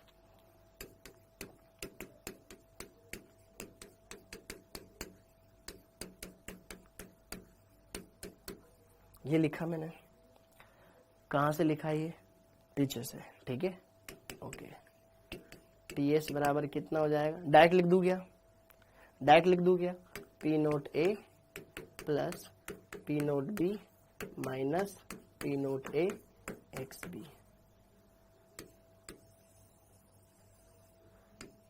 ये दो समीकरण है, ऐसे ही खोला और फिर डायरेक्ट मैंने यहां पे लिख दिया, बस, और कुछ नहीं करना। एक बार आप इन दोनों समीकरणों को देखो अच्छे से, तसल्ली लो, सब चीजें क्लियर होती जाएगी दिमाग में। हाँ जी, बढ़िया से अच्छे से सारी चीजें क्लियर होएगी बेटा। ये वाली हमने देख ली, ठीक है, मतलब इसका योग प्लस इसका योग बराबर विलयन का आ गया। अब यहां पे जरा देखो ध्यान से, यहां पे जरा देखो ध्यान से, अगर मान लो तुम्हें एक्स बी का मान पता नहीं था तो तुम 1 माइनस एक्स करके सोल्व कर सकते थे। सोल्व करा, ये समीकरण आ गई। फिर यहां पर मान लो तुम्हें एक्स ए का मान पता नहीं था तो अगर तुम्हें एक्स बी का मान दे रखा होता तो 1 माइनस एक्स बी करके सोल्व करते, ये समीकरण आ गई। तो ये दो समीकरण है ना, तुम्हारे बहुत काम की है। कोई भी एक समीकरण को पकड़ लेंगे और ग्राफ बनाएंगे। अब समझ में आ रहा है? कोई भी एक समीकरण पकड़ेंगे, ग्राफ बनाएंगे। क्यों बनाएंगे? क्योंकि ग्राफ के जरिए हम कुछ बातों को प्रिडिक्ट करने वाले हैं। बातों को प्रिडिक्ट करने से मतलब कि सर अभी आप, ये पानी था, पानी में आपने कॉफी मिलाई, तो क्या बन गया? ये मिश्रण बन गया। अब ये मिश्रण आदर्श है या नहीं है? आदर्श नाम की कोई चीज होती नहीं, लेकिन वो हम मान के चलते हैं कि आइडियल ऐसा होना चाहिए, ठीक है। मेरी गर्लफ्रेंड ऐसी होनी चाहिए, उसमें ये गुण होने चाहिए, उसमें ये गुण होने चाहिए, उसमें ये गुण होने चाहिए। या मेरा बॉयफ्रेंड ऐसा होना चाहिए, या मेरे मम्मी पापा तो ऐसे होने चाहिए थे। यार मैं तो अमीर घर में पैदा होता, उसमें एक गाड़ी होती, एक बड़ा सा बंगला होता आलीशान, ठीक है। सिर्फ मैं बढ़िया से घूमता रहता इधर से उधर, बस ऑर्डर देने का काम करता। तो वो तो एक काल्पनिक मनगढ़ंत कल्पना है, ठीक है, ओके। लेकिन उससे उठ करके हकीकत में जियो, कोई आदर्श नहीं हो तुम, ठीक है। तुम ऐसे एक विलियन हो, ठीक है। अब आप धनात्मक विचलन दर्शाते हो या ऋणात्मक विचलन दर्शाते हो, मतलब आदर्श विलियन दो प्रकार के होते हैं। आदर्श विलियन, ठीक है, ये जो सब चीजों का पालन करे वो आदर्श नियम। अब जो ना करे वो अनादर्श। अनादर्श दो तरह के होते हैं, एक धनात्मक विचलन दर्शाने वाला, एक ऋणात्मक विचलन दर्शाने वाला। तो उनको समझने के लिए हमें ग्राफ की जरूरत पड़ेगी। क्या पड़ेगी? ग्राफ की जरूरत पड़ेगी। तो वहां पर हम कुछ बातों को समझेंगे, बढ़िया से क्लियर करेंगे, क्लियर करेंगे, क्लियर करेंगे। तो ये बात हो गई। अब जरा देखो ध्यान से, इस समीकरण को दे दिया मैंने, समीकरण नंबर 4, ये समीकरण नंबर 5 और ये समीकरण नंबर 6। हाँ जी, क्या यह समीकरण देख करके आपको लगता है, जो मुझे लग रहा है, y अक्ष पर PS ले लो, ये हो गया मेरा C अंतखंड, ये हो गया मेरा M और ये हो गया मेरा X। y बराबर C प्लस mx। यस और नो, सरल रेखा की समीकरण। ये देखो, y अक्ष पर ये ले लो, यहां पर ये C ले लो, यहां पर ये M ले लो ढाल, और यहां पर ये ले लो x। तो ये भी कैसी आ गई? y बराबर C प्लस mx। मतलब एक सरल रेखा का समीकरण हमें दे रही है ये दोनों की दोनों। मतलब कहीं ना कहीं जो राउल्ट का नियम है उससे जो समीकरण प्राप्त हो रही है ये कहीं ना कहीं सरल रेखाएं बना रही है। ये ग्राफ किसके बीच में है? वाई अक्ष पर कौन है? पीएस, वाष्प दाब, विलयन का वाष्प दाब। और एक्स अक्ष पर कौन है? मोल प्रभाज। यहाँ बी के मोल प्रभाज है, यहाँ ए के मोल प्रभाज है। तो कहीं ना कहीं हमें वाष्प दाब और मोल प्रभाज के बीच में ग्राफ बनाना आना चाहिए। वो मैं आपको खुद बताऊंगा कैसे बनाते हैं। इतना समझ में आ गया? क्लियर है बच्चों? फिर क्वेश्चन लगाएंगे उसके बाद, ठीक है? इतना आपके पल्ले पड़ गया होगा तो जरा देखो ध्यान से। उपरोक्त दोनों समीकरण है, ऐसे लिख दूं मैं, उपरोक्त दोनों समीकरणें सरल रेखा को व्यक्त करती है। हाँ जी। अब यहां पे देखो वाष्प दाब और मोल प्रभाज में आर के मध्य आरेख, विलयन के वाष्प दाब एवं मोल प्रभाज के मध्य आरेख कि इनके बीच में ग्राफ कैसा बनता है, क्या उससे रिजल्ट निकल करके आते हैं, उसके बारे में थोड़ी छोटी छोटी बातें करेंगे बेटा, बस। ठीक है, समझना, समझे? तो जरा देखो ध्यान से, मैंने विलयन ए के लिए लिखवाया था, देखो ध्यान से, ये ए के लिए, ये बी के लिए। ए के लिए क्या लिखा था? P बराबर पी ए बराबर P note A x A, P बराबर P note A x A. यहां पर भी B के लिए बी बराबर P note B x B लिखा था। तो एक बार मैं आपको थोड़ी सी चीजें याद दिलाना चाहूंगा। क्या आपने बेटा y बराबर एम एक्स का ग्राफ देखा है? y बराबर एम एक्स का ग्राफ देखा है? मूल बिंदु से जाने वाली सरल रेखा y बराबर एम एक्स प्रकार का ग्राफ बनाती है, हाँ या ना? बनाती है गुरुजी, हाँ या ना?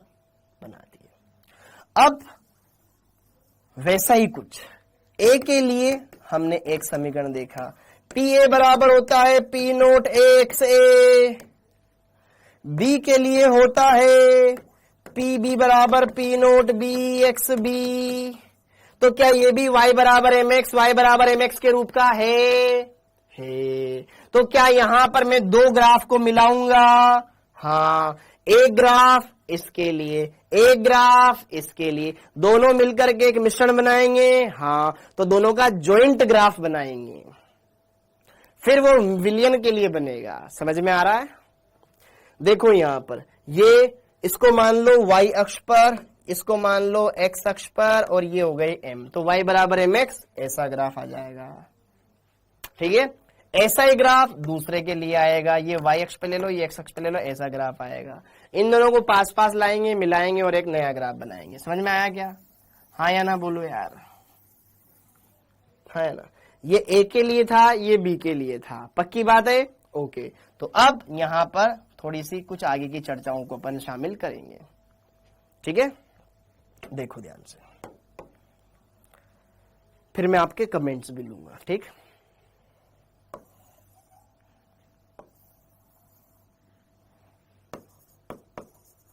वाष्प दाब, इधर मोल प्रभाज।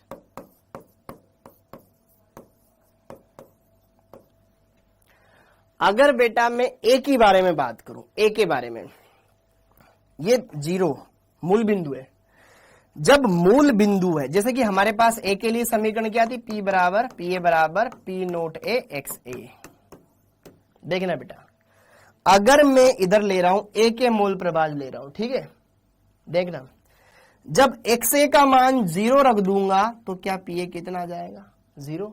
अरे 0 को किससे भी गुणा करो 0 आएगा। अगर मैं एक्स ए का मान 0 रखूंगा तो क्या इसका ए का वाष्प दाब भी 0 आएगा? आएगा गुरुजी। अगर मैं एक्स ए का मान अधिकतम कितना हो सकता है? 1। जब ये शुद्ध अवस्था में था, जब इसके अंदर कोई मिलाया नहीं था, तो ये पूरा का पूरा एक था। मोल प्रभाज क्या होता है भाई? किसी मिश्रण में उपस्थित किसी एक का अंश। अब है खुद अकेला तो दूसरा क्या रहेगा? जैसे कि मान लो मैं खुद अकेला कामेश, तो मेरा योगदान मुझे बनाने में एक ही तो हुआ, ठीक है, ओके। तो यार यहां पर x से 0 है तो इसका वाष्प दाब भी 0 है, लेकिन जैसे ही मैंने XA को बढ़ा करके कितना कर दिया? 1 कर दिया। XA को बढ़ा करके, जैसे कि सपोज करो यहां पर x से बराबर 1 कर दिया, तो x से बराबर जैसे 1 करूंगा तो क्या P बराबर क्या आ जाएगा? P नोट A गुणा 1 आ जाएगा, मतलब PA का मान P नोट A के बराबर आ जाएगा, कुछ मान आ जाएगा, हाँ है ना, कुछ मान आ जाएगा। और वो मान अगर हम बात करें यहां 0 है और इधर चलते चलते ये बढ़ता चला जाएगा। कितना आ जाएगा? जैसे कि यहां पर 1 है तो इसका कुछ ना कुछ मान आएगा,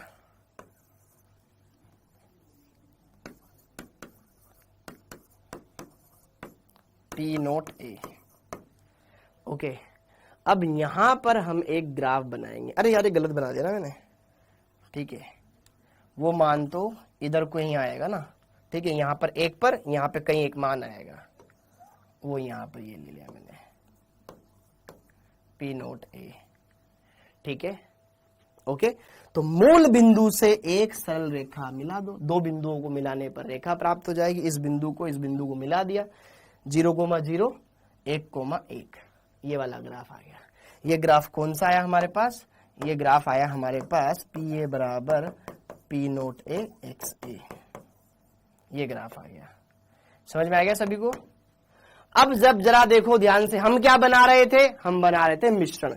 जब XA 0 है, जब XA 0 है, A और B दो हमारे पास अलग अलग विलयन थे, उनको हमने मिक्स किया। जब XA 0 है तो XB पूरा का पूरा 1 होगा ना, XB पूरा का पूरा क्या होगा बेटा? 1 होगा। और जब XA 1 हो गया तो XB 0 हो गया, क्योंकि दोनों का योग 1 ही होता है, हम ये जानते हैं, दोनों का योग 1 ही होता है। तो अब जब जरा देखो ध्यान से, XB, यहां B के लिए हमने एक समीकरण लिखी थी बेटा, P नोट B बराबर क्या होता है? PB बराबर होता है P नोट B XB। ध्यान समझना, जब XB का मान 0 तो PB 0, XB बराबर 0 तो PB का मान भी 0, ठीक है, 0 आएगा। लेकिन जैसे ही मैं XB का मान कितना कर दूंगा? 1, तो इसका मान कुछ ना कुछ आएगा, हाँ है ना। तो ये मान हमने मान लिया, सपोज करो यहां पर कुछ P नोट B, तो एक तो 0,0 और एक PB नोट, तो यहां पर इसका ग्राफ कुछ ऐसा आएगा। समझ में आ गया? बुक्स में उल्टा दे रखा होगा, बुक में ये उल्टा दे रखा होगा, कोई फर्क नहीं पड़ता, आपको बस ये देखना है कि x से बराबर 0 है, x से बराबर 1 है। जब x से बराबर 1 होगा और फिर यहां पर ये 0 होगा, तो यार ये इसका ग्राफ, ये उसका ग्राफ, ये किसका ग्राफ है? ये ग्राफ है बेटा आपके पास, ये ग्राफ है आपके पास PB बराबर P नोट B XB का, ओके। अब फाइनली हमने क्या किया? दोनों को मिलाया है। अब यहां पे आप देखो, इस ग्राफ की खूबसूरती देखना, समझना, फील करना। यहां पर A 0 है, उधर जाते जा रहे हैं, A बढ़ता जा रहा है, B घटता जा रहा है, समझो। यहां पर सिर्फ B का वाष्प दाब है, फिर जैसे जैसे उधर जाता जा रहा हूं B का वाष्प दाब घटता जा रहा है, A का वाष्प दाब बढ़ता जा रहा है। जैसे कि मान लो, समझना बेटा, समझने वाली बात है, एक में पेट्रोल है, एक में डीजल है। मैंने क्या किया? दोनों को मिलाया तो कुछ ना कुछ वाष्प दाब आया होगा। अब मान लो मेरे पास सिर्फ डीजल ही बच रहा है, पेट्रोल खत्म हो गया, तो क्या सिर्फ डीजल की स्मेल आएगी? मतलब सिर्फ डीजल की ही वाष्प बन रही होगी। अर्थात जब सिर्फ B है तो सिर्फ B का ही वाष्प दाब आएगा, A का तो 0 है, क्योंकि यहां पर इसके मोल प्रभाव 0 है। जब B 0 हो गया तो A ही बचा, मतलब सिर्फ A का ही वाष्प दाब आएगा, B का तो 0 इस बिंदु पर। समझ में आया, क्योंकि वहां तो बी के मोल प्रभाज कुछ बचे ही नहीं। तो यहां पर ये चीजें क्लियर है कि शुद्ध अवस्था में कैसे जा रहा है और कैसे, जैसे इधर से इधर जा रहे हैं तो इसका वाष्प दाब घटता जा रहा है, उसका बढ़ता जा रहा है। और अगर मैं बात करूं विलयन का, तो विलयन का वाष्प दाब की समीकरण बेटा कुछ ऐसी आएगी, जो कि ये रही, ए से बी बिंदु को मिला दो, ये आ गई, पी एस बराबर पी नोट ए, या इसको ऐसे लिख सकते हो पी ए प्लस पी बी, उधर से इधर देख सकते हो। हाँ जी, ये ग्राफ समझ में आ रहा है बेटा, ये ग्राफ समझ में आ रहा है। एक बार मैं आपके कमेंट्स देख लेता हूं, कहां गए कमेंट्स। हाँ जी, देखो जरा, अरे जो बच्चे 11th के होंगे या जिन्होंने, देख लो जरा अच्छे से। नहीं आया समझ में, दोबारा से देखो। मैं इसलिए बोल रहा हूं ना, इसलिए धीरे पढ़ा रहा हूं क्योंकि बहुत सारे बच्चे 12th के इसमें। ग्राफ से क्वेश्चन कैसे भी नहीं आएंगे, सिंपल से बनाने के आएंगे, ठीक है। देखो नहीं आया, नहीं आया, सब समझ में आया। देखो तेज बोल रहा हूं बेटा, चंचल तेज ही बोल रहा हूं, तेज ही बोल रहा हूं। दोबारा से मैं बता देता हूं भाइयों, दोबारा से मैं बता देता हूं, ठीक है, अच्छे से बता देता हूं, तुम्हें क्लियर हो जाएगा। हटा दो इसको, इसी ग्राफ को हटाने के बजाय यहां बता देता हूं। देखो भाई, इधर लिया मैंने क्या, वाष्प दाब, इधर क्या लिया मैंने, मोल प्रभाज। जैसे कि सपोज कर बेटा, यहां पे मैंने एक्स को 0 लिया है, ठीक है, एक्स को मैंने 0 लिया है। अब मान ले मैंने एक्स को 1 ले रखा है, सिर्फ एक्स ए ही है यहां पर, सिर्फ ए, बी है ही नहीं, तो बी के मोल प्रभाज कितने होंगे, 0 होंगे। ये समझे कि नहीं समझे भाई? मैं दो छोर पे खड़ा हूं, एक पर ए, एक तरफ बी है, इन दोनों को मैं मिलाना चाहता हूं। एक तरफ ए है, एक तरफ बी, इन दोनों को मैं मिलाना चाहता हूं। अब जब सिर्फ मेरे पास ए विलयन है तो उसी के मोल रहेंगे, बी के तो मोल 0 होंगे, रहेंगे बिल्कुल। अब दूसरी तरफ मान ले यहां पर सिर्फ और सिर्फ ए 1 है, तो यहां ए 0 हो गया, मतलब मान लो यहां ए 0 है तो एक्स बी रहा होगा, ये 1 रहा होगा। हाँ है ना? अरे वो रिमझिम समझ बेटा, समझ। हाँ जी, अब समझो जरा, जब एक्स ए 1 रहा होगा तो इसका कुछ ना कुछ मोल प्रभाज आया होगा। अरे जो पहली बार पढ़ रहे हैं ना बेटा, उनके लिए थोड़ी सी दिक्कत आती है, मानता हूं मैं। ये मेरे पास 2 समीकरणें थी,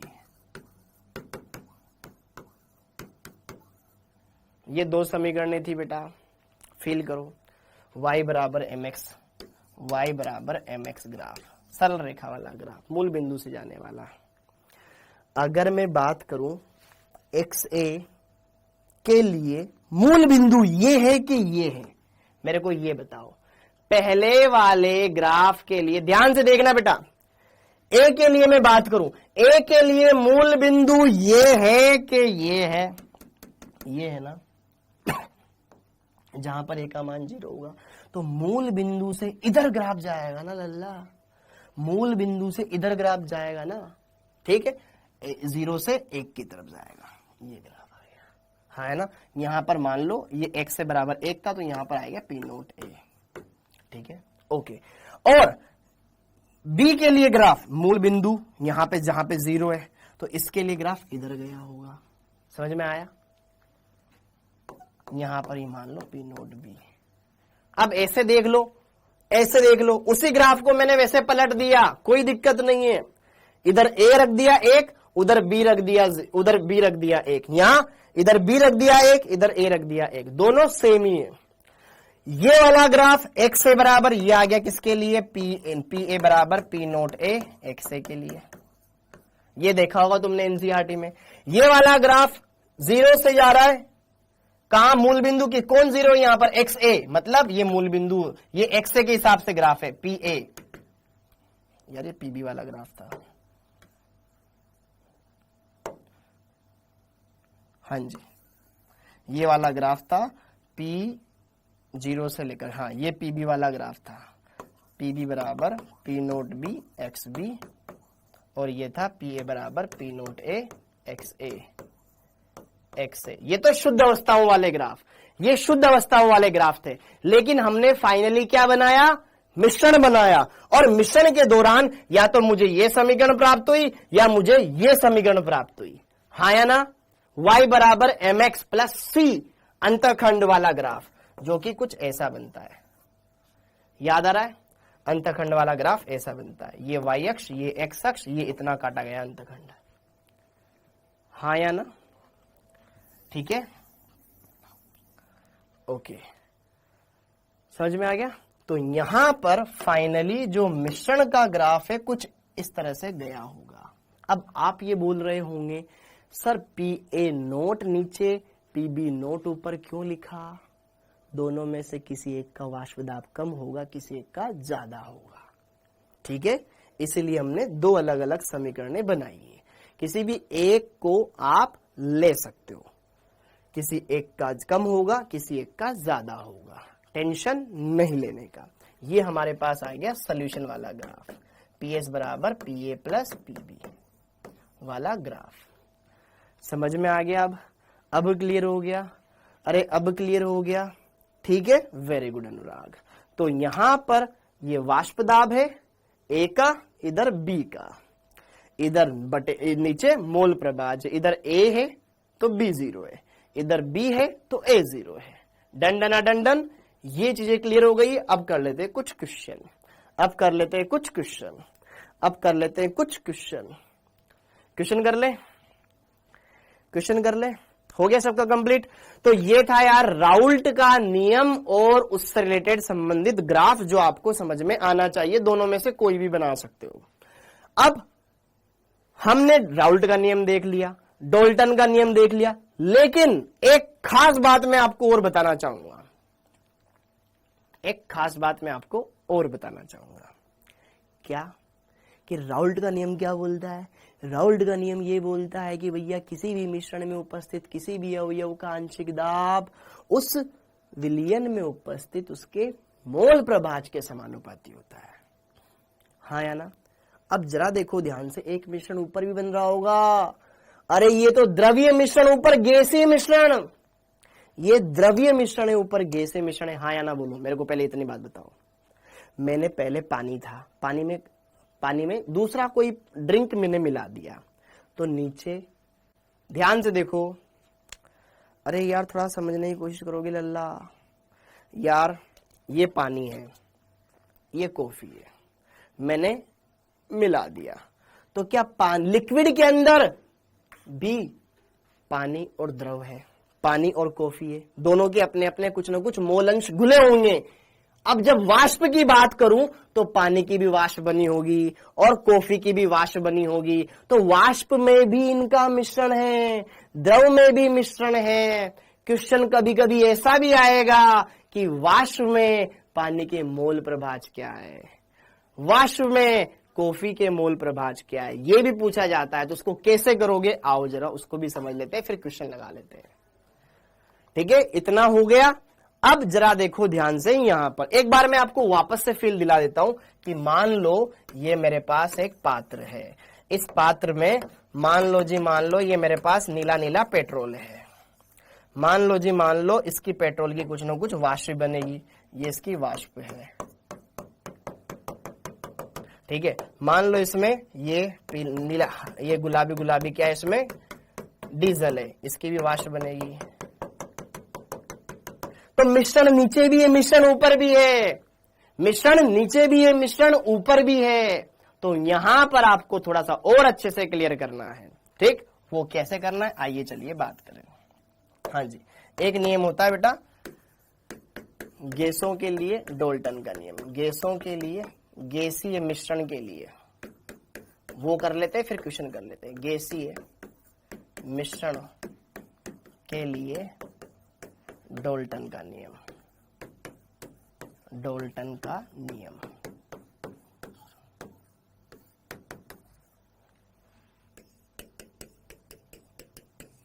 तो डाल्टन का नियम क्या बोलता है बेटा? डाल्टन के नियम अनुसार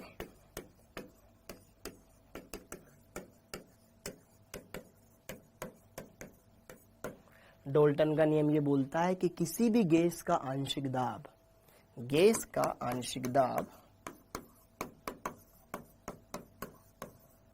गैस का आंशिक दाब,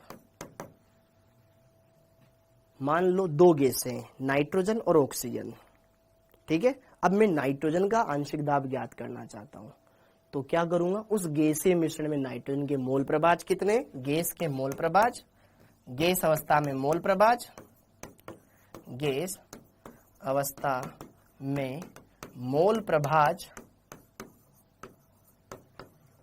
गुणा कुल दाब, ये सूत्र इंपोर्टेंट है। और ये आया था 2022 में, ये आया था बेटा 2022 में, ये आया था 2022 में, ये आया था 2022 में। 2022 में क्वेश्चन आया था इस चैप्टर से कि कौन सा डाल्टन का नियम नहीं है। डाल्टन का नियम ये भी है कि कुल दाब मिश्रण के प्रत्येक अवयवों के दाबों के योग के बराबर होता है, P1 P2 P3। दूसरा, आंशिक दाब इस प्रकार से ये होता है। और एक आया था राउल्ट की समीकरण PI बराबर P note I into XI। ये क्या है, राउल्ट का नियम कि जो आंशिक दाब है वो शुद्ध अवस्था में आंशिक दाब गुणा इसके, तो ये तो राउल्ट का नियम है ना, हाँ या ना बोलो। ये राउल्ट का नियम है और ये डाल्टन का नियम है। ये हम आगे क्वेश्चंस लगाएंगे, टेंशन ना करें बेटा। बोर्ड में तो बहुत सिंपल क्वेश्चन आता है, न्यूमेरिकल आता है, सोल्व करना है, काम हो जाएगा बेटा। बोर्ड में तो न्यूमेरिकल आता है, सोल्व करना है, काम हो जाएगा। ये वाली बात ध्यान रखो आप, तो ये वाली बात ध्यान रखो। अब यहां पर जरा देखो ध्यान से, यहां पे जरा देखो ध्यान से। एक के लिए हमने 2 विलियन लिए थे ना, ए के लिए, ए के लिए अगर मैं आंशिक दाब, एक आंशिक दाब क्या था PA, ए के वाष्प अवस्था में मोल प्रभाज, ये मैंने मान लिया YA, कुल दाब PT, ये एक समीकरण ये बन गई। जहां पर एक काम की चीज मैं आपको बता दूं, YA बराबर हो जाएगा PA अपॉन PT। थोड़ा थोड़ा आपको लगेगा लेकिन मैं आपको अच्छे से करवाऊंगा, टेंशन ना लो। बी के लिए भी लिख लेते हैं, फिर ब्रेक लेंगे। बी के लिए PB बराबर हो जाएगा YB गुणा PT, तो YB बराबर हो जाएगा बेटा PB अपॉन PT।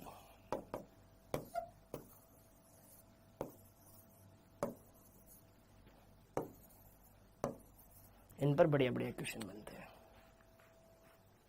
हाँ जी, एक बार नोट कर लो, एक बार नोट कर लो, एक बार नोट कर लो, यकीन मानो, एक बार नोट कर लो, होएगा होगा, एक बार नोट कर लो, मानो मेरी बात। हाँ जी, कल टेस्ट है, कल टेस्ट नहीं है बेटा। अरे मैं बता रहा हूं ना, टी मतलब टोटल, टी मतलब टोटल, सब में लिखवाऊंगा। एक बार ये तो लिख लो इतना, एक बार इतना लिख लो, सब्र करो, सब में लिखवाऊंगा कि यहां पर कौन कौन क्या क्या है।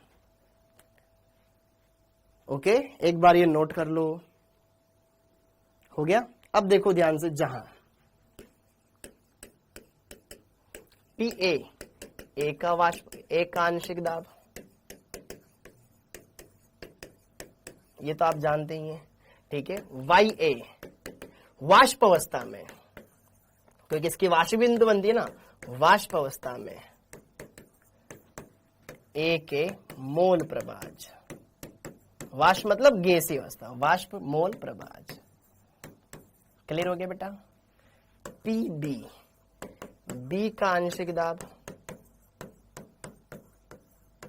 अब इसके बाद क्वेश्चन करेंगे भैया, ठीक है। YB वाष्प अवस्था में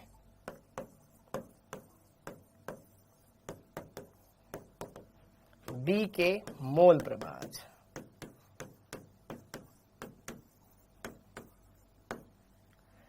PT या PS, PT लिख लो उसको, ठीक है। कुल दाब ये था। बेटा डेंगू हो गया था यार, विशा शिवम, डेंगू हो गया था, डेंगू, अरे डेंगू हो गया था भाई।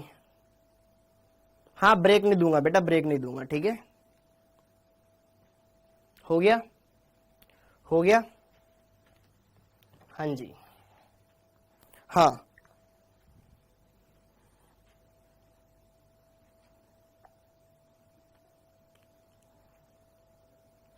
एक बार इसको नोट डाउन कर लो बेटा, एक बार इसको अच्छे से नोट डाउन कर लो।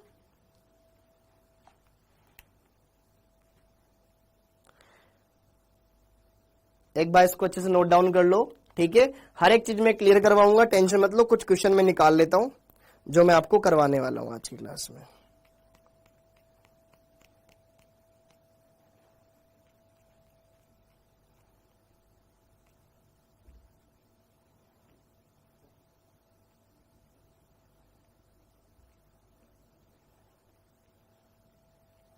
हाँ जी, करें कुछ क्वेश्चन? हाँ, कहाँ गया, ये रहा। हाँ जी, क्या कर रहे हो बेटा? मैं तुम्हारे लिए क्वेश्चन निकाल रहा हूं। अब चलो जी चलो, ये सारी चीजें क्लियर हो गई है। एक बार मैं वापस इसको दोहरा देता हूं, फटाफट से मेरे साथ रिवाइज कीजिएगा, सारी चीजें क्लियर हो जाएगी। पहली समीकरण यहां पर हमारे पास आती है कि राउल्ट का नियम यह कहता है कि यार किसी भी अवयव का आंशिक दाब वो विलयन में उपस्थित उसके मोल प्रभाज के समानुपाती होता है, अर्थात पी ए बराबर आ जाएगा पी नोट ए एक्स ए। ये आ गया। फिर दूसरी बात हमने यहां पर देखी, डोल्टन का नियम। डोल्टन का नियम यह कहता है कि जो मिश्रण का कुल दाब होता है सभी के आंशिक दाबों के योग के बराबर होता है, अर्थात पी एस बराबर आ गया था हमारे पास पी ए प्लस पी बी। फिर इसमें हमने सारी वैल्यू पुट करी थी।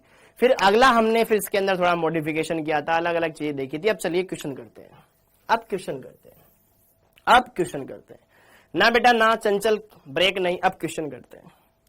हाँ जी भाई साहब, क्वेश्चन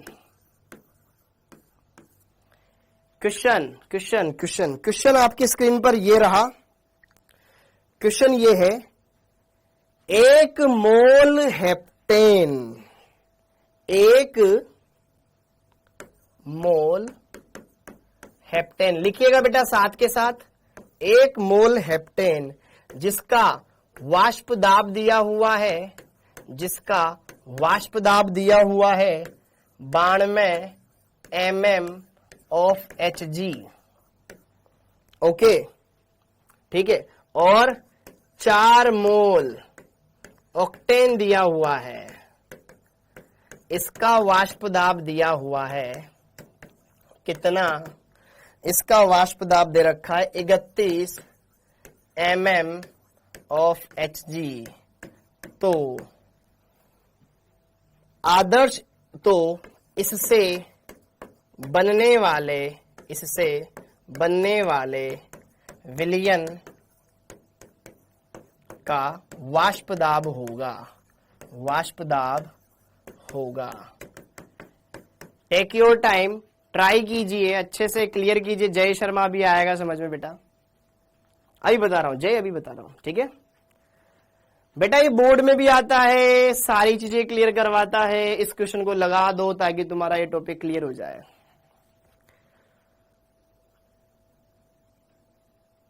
काजल टेंशन मत ले, बता दूंगा बेटा। दिव्यांश आप जा सकते हो बेटा। हाँ जी, इस क्वेश्चन को करके बताओ। अंसारी साहब बेटा ये आगे पढ़ेंगे अपन, अंसारी साहब ये आगे पढ़ेंगे। बबलू मीणा जी बेटा फिजिकल में ना कैलकुलेशन करनी पड़ती है। अगर मैं यहीं पे तुम्हें इनऑर्गेनिक का टॉपिक पढ़ा रहा था तो मैं बढ़िया मजा आता, बहुत झूल जाते तुम्हें, एकदम मजा आ जाता, ठीक है।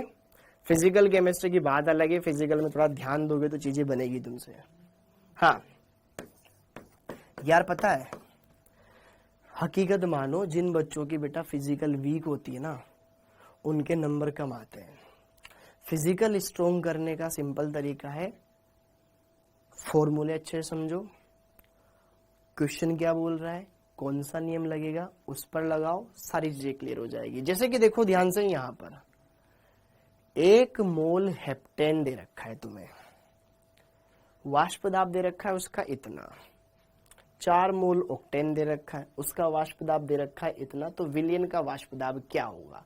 तो तुम्हें ये फील आनी चाहिए कि यार एक हेप्टेन है, एक ऑक्टेन है, दोनों को मिक्स करा गया है, एक मिश्रण बनाया गया है, और मिश्रण का हमें वाष्प दाब पूछा गया है। तो कौन सी समीकरण लगेगी? 2 विलयनों को आपस में मिक्स करा गया है बल्ला, तो डोल्टन का नियम लगाना, पी ए प्लस पी बी, हाँ या ना?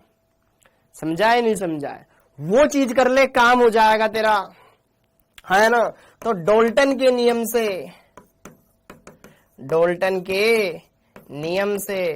डोल्टन का नियम क्या बोलता है कि जो कुल दाब होता है विलयन का कुल दाब किसके बराबर होगा? कुल वाष्प दाब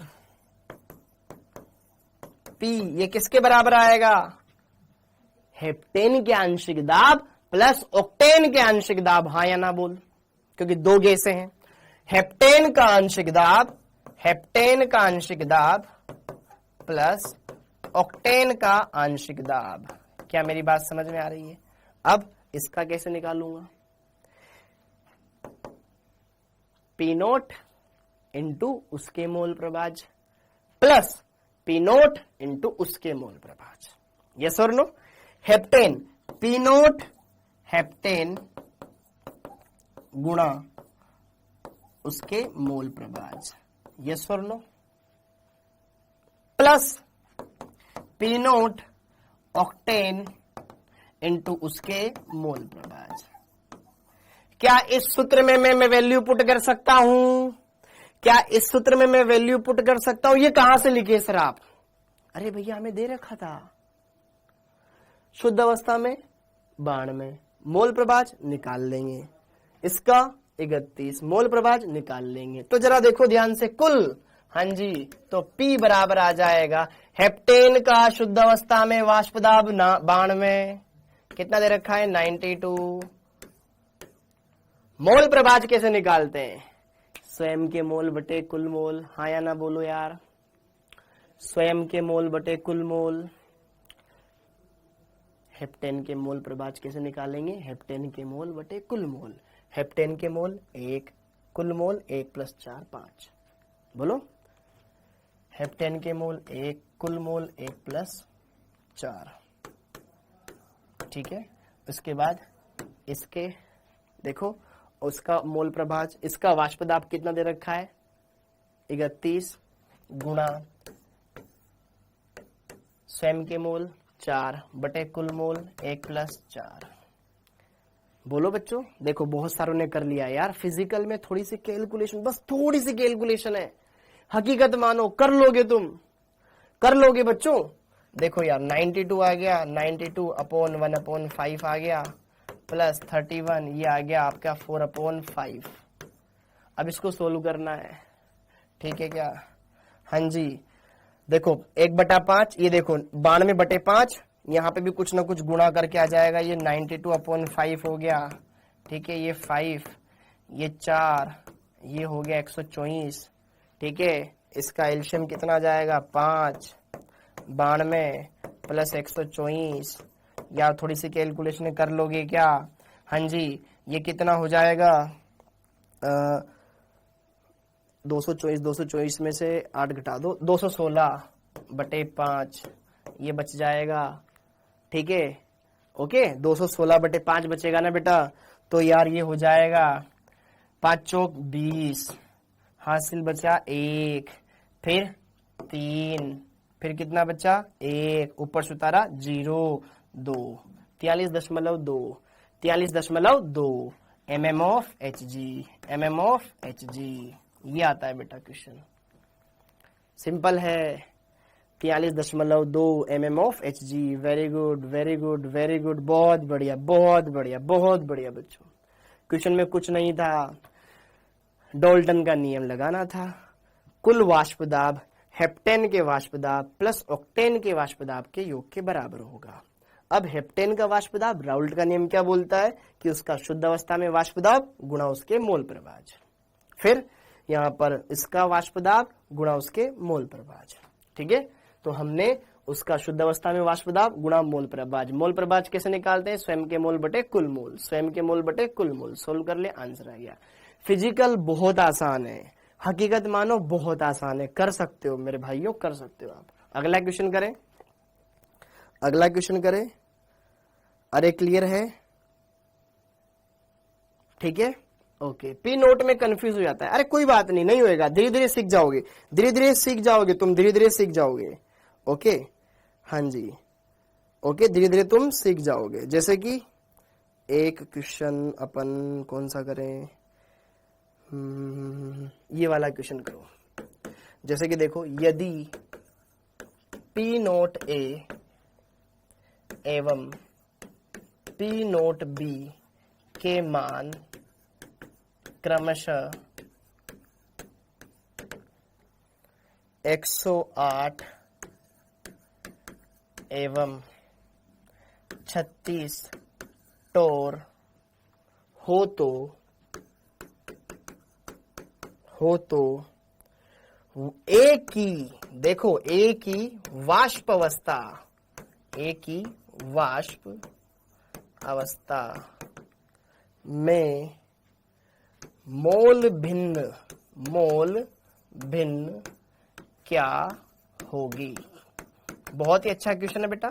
होगी यदि बी की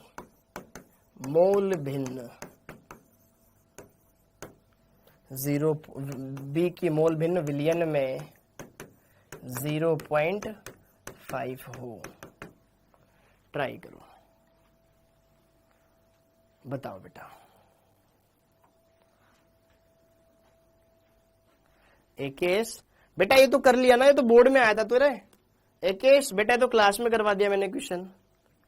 एक्स का मान कहां से आया बेटा? तो तोमेश बेटा पिछले वाला चैप्टर पढ़, मोल कॉन्सेप्ट उसमें मैंने पढ़ाया है। मोल प्रभाज कैसे ज्ञात करते हैं, स्वयं के मोल बटे कुल मोल।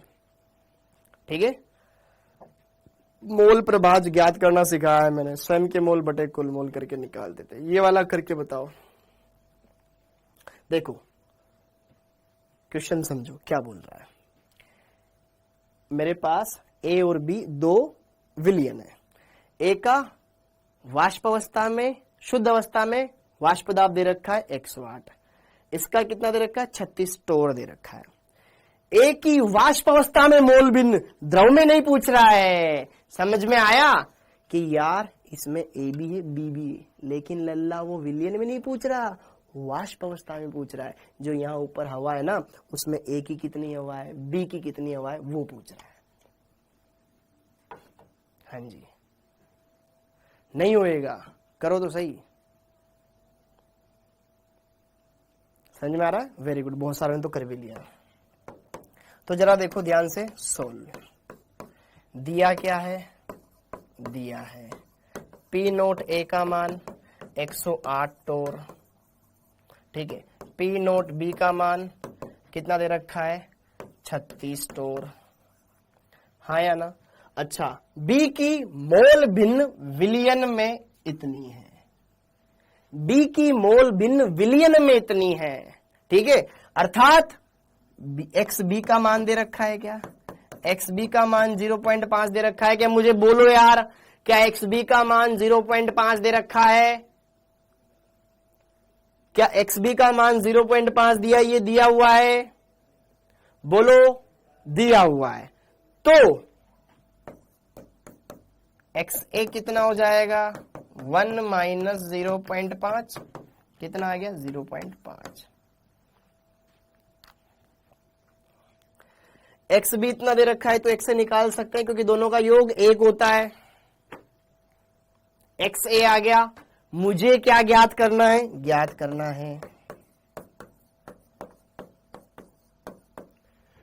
वाष्प अवस्था में ए की मोल भिन्न, मतलब वेपर फेज में। देखो ध्यान से, वाष्प अवस्था में मोल प्रभाज एक्स वाई ए से डिनोट करते हैं, और वाष्प अवस्था में ज्ञात करने का सीधा सूत्र है p a upon p t. ए का आंशिक दाब बटे कुल दाब। खत्म बात। देखो ध्यान से, इतना क्लियर हो गया। ज्ञात क्या करना है हमें? ए का वाष्प अवस्था में मोल भिन्न वाई ए, ये याद करना है। कर सकते हैं क्या बोलो जी? कैसे करेंगे? चूंकि हम जानते हैं। तुम क्या जानते हो? कंफ्यूजन नहीं हो रहा है बेटा? सिंपल है, कोई दिक्कत नहीं है, बहुत सरल है। लैंग्वेज को समझो। वाष्प अवस्था में मतलब बाहर की ओर, विलयन में नहीं पूछा है। विलयन में तो ऐसे देता ना, जैसे कि देखो बी की मोल भिन्न विलयन में इतनी है, विलियन में दे दी, हमें बाहर वाले के लिए पूछ रहा है। ए की वाष्प अवस्था में मतलब बाहर गैस अवस्था में पूछ रहा है। देखो बच्चों ने कर भी लिया। हम क्या जानते हैं, वाई ए बराबर क्या होता है, p a upon p T होता है क्या, P a upon p T होता है क्या, P a upon p T होता है क्या, बोलो ना यार, बोलते ही नहीं हो। हाँ जी, वाई ए, पी ए क्या है, पी ए क्या है, ए का वाष्प दाब, ए का वाष्प दाब। और वाष्प दाब किसके बराबर होता है, शुद्ध अवस्था में वाष्प दाब गुणा मोल प्रभाज। पी ए बराबर हो जाएगा पी नोट ए एक्स ए। जानते हो कि नहीं जानते हो, राउल्ट के नियम से, राउल्ट के नियम से। पी टोटल कुल ए का प्लस बी का। ठीक है, इसको एक स्टेप और रोक देता हूं मैं तुम्हारे लिए। ठीक है, पी ए और ये पी टोटल क्या हो जाएगा, पी ए प्लस पी बी। हाँ जी, ऊपर आ जाएगा p note A x a, upon में आ जाएगा p note B x a, sorry p note A x a plus P note B x b. अरे टोटल ऐसे निकालेंगे ना बेटा, छुट्टी करेंगे बेटा पापा जी, इसके बाद छुट्टी करेंगे। ठीक है, ये कैसे लिखा समझ में आया, ये कैसे लिखा समझ में आया। ठीक है, ओके। वाई ए, पी नोट ए का मान दे रखा है ना बेटा,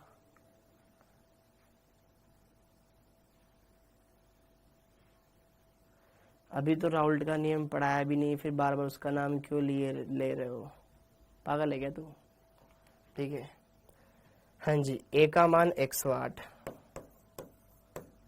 देखो कैलकुलेशन आसान करने के लिए 0.5 को क्या लिख दो, 1/2 भाई। एक्स ए कहाँ गया रे एक्स ए, ये देखो एक्स ए, इसको क्या लिख दो, 1/2 लिख दो, कैलकुलेशन आसान हो जाएगा।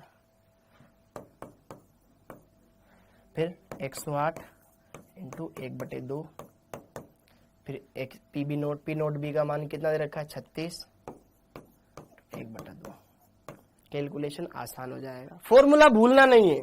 ठीक है, ये कट जाएगा। 108 का आधा 54, ऊपर आ गया 54, 108 का आधा 54 और 36 का आधा 18, तो ऊपर कितना हो गया 54, ये कितना हो गया 72। तो 18 एकम 18, 18 दूनी 36, 18 तिया 54, 18 चौक 72, तो 3/4 बोले तो 0.75। वाई ए का मान आया, वाई ए का मान आया 0.75। मात्रक नहीं है क्योंकि ये मोल भिन्न है, मात्रक नहीं है क्योंकि ये मोल भिन्न है। ठीक है, बस खत्म है बेटा क्लास, मेरा भी सिर दर्द कर रहा है।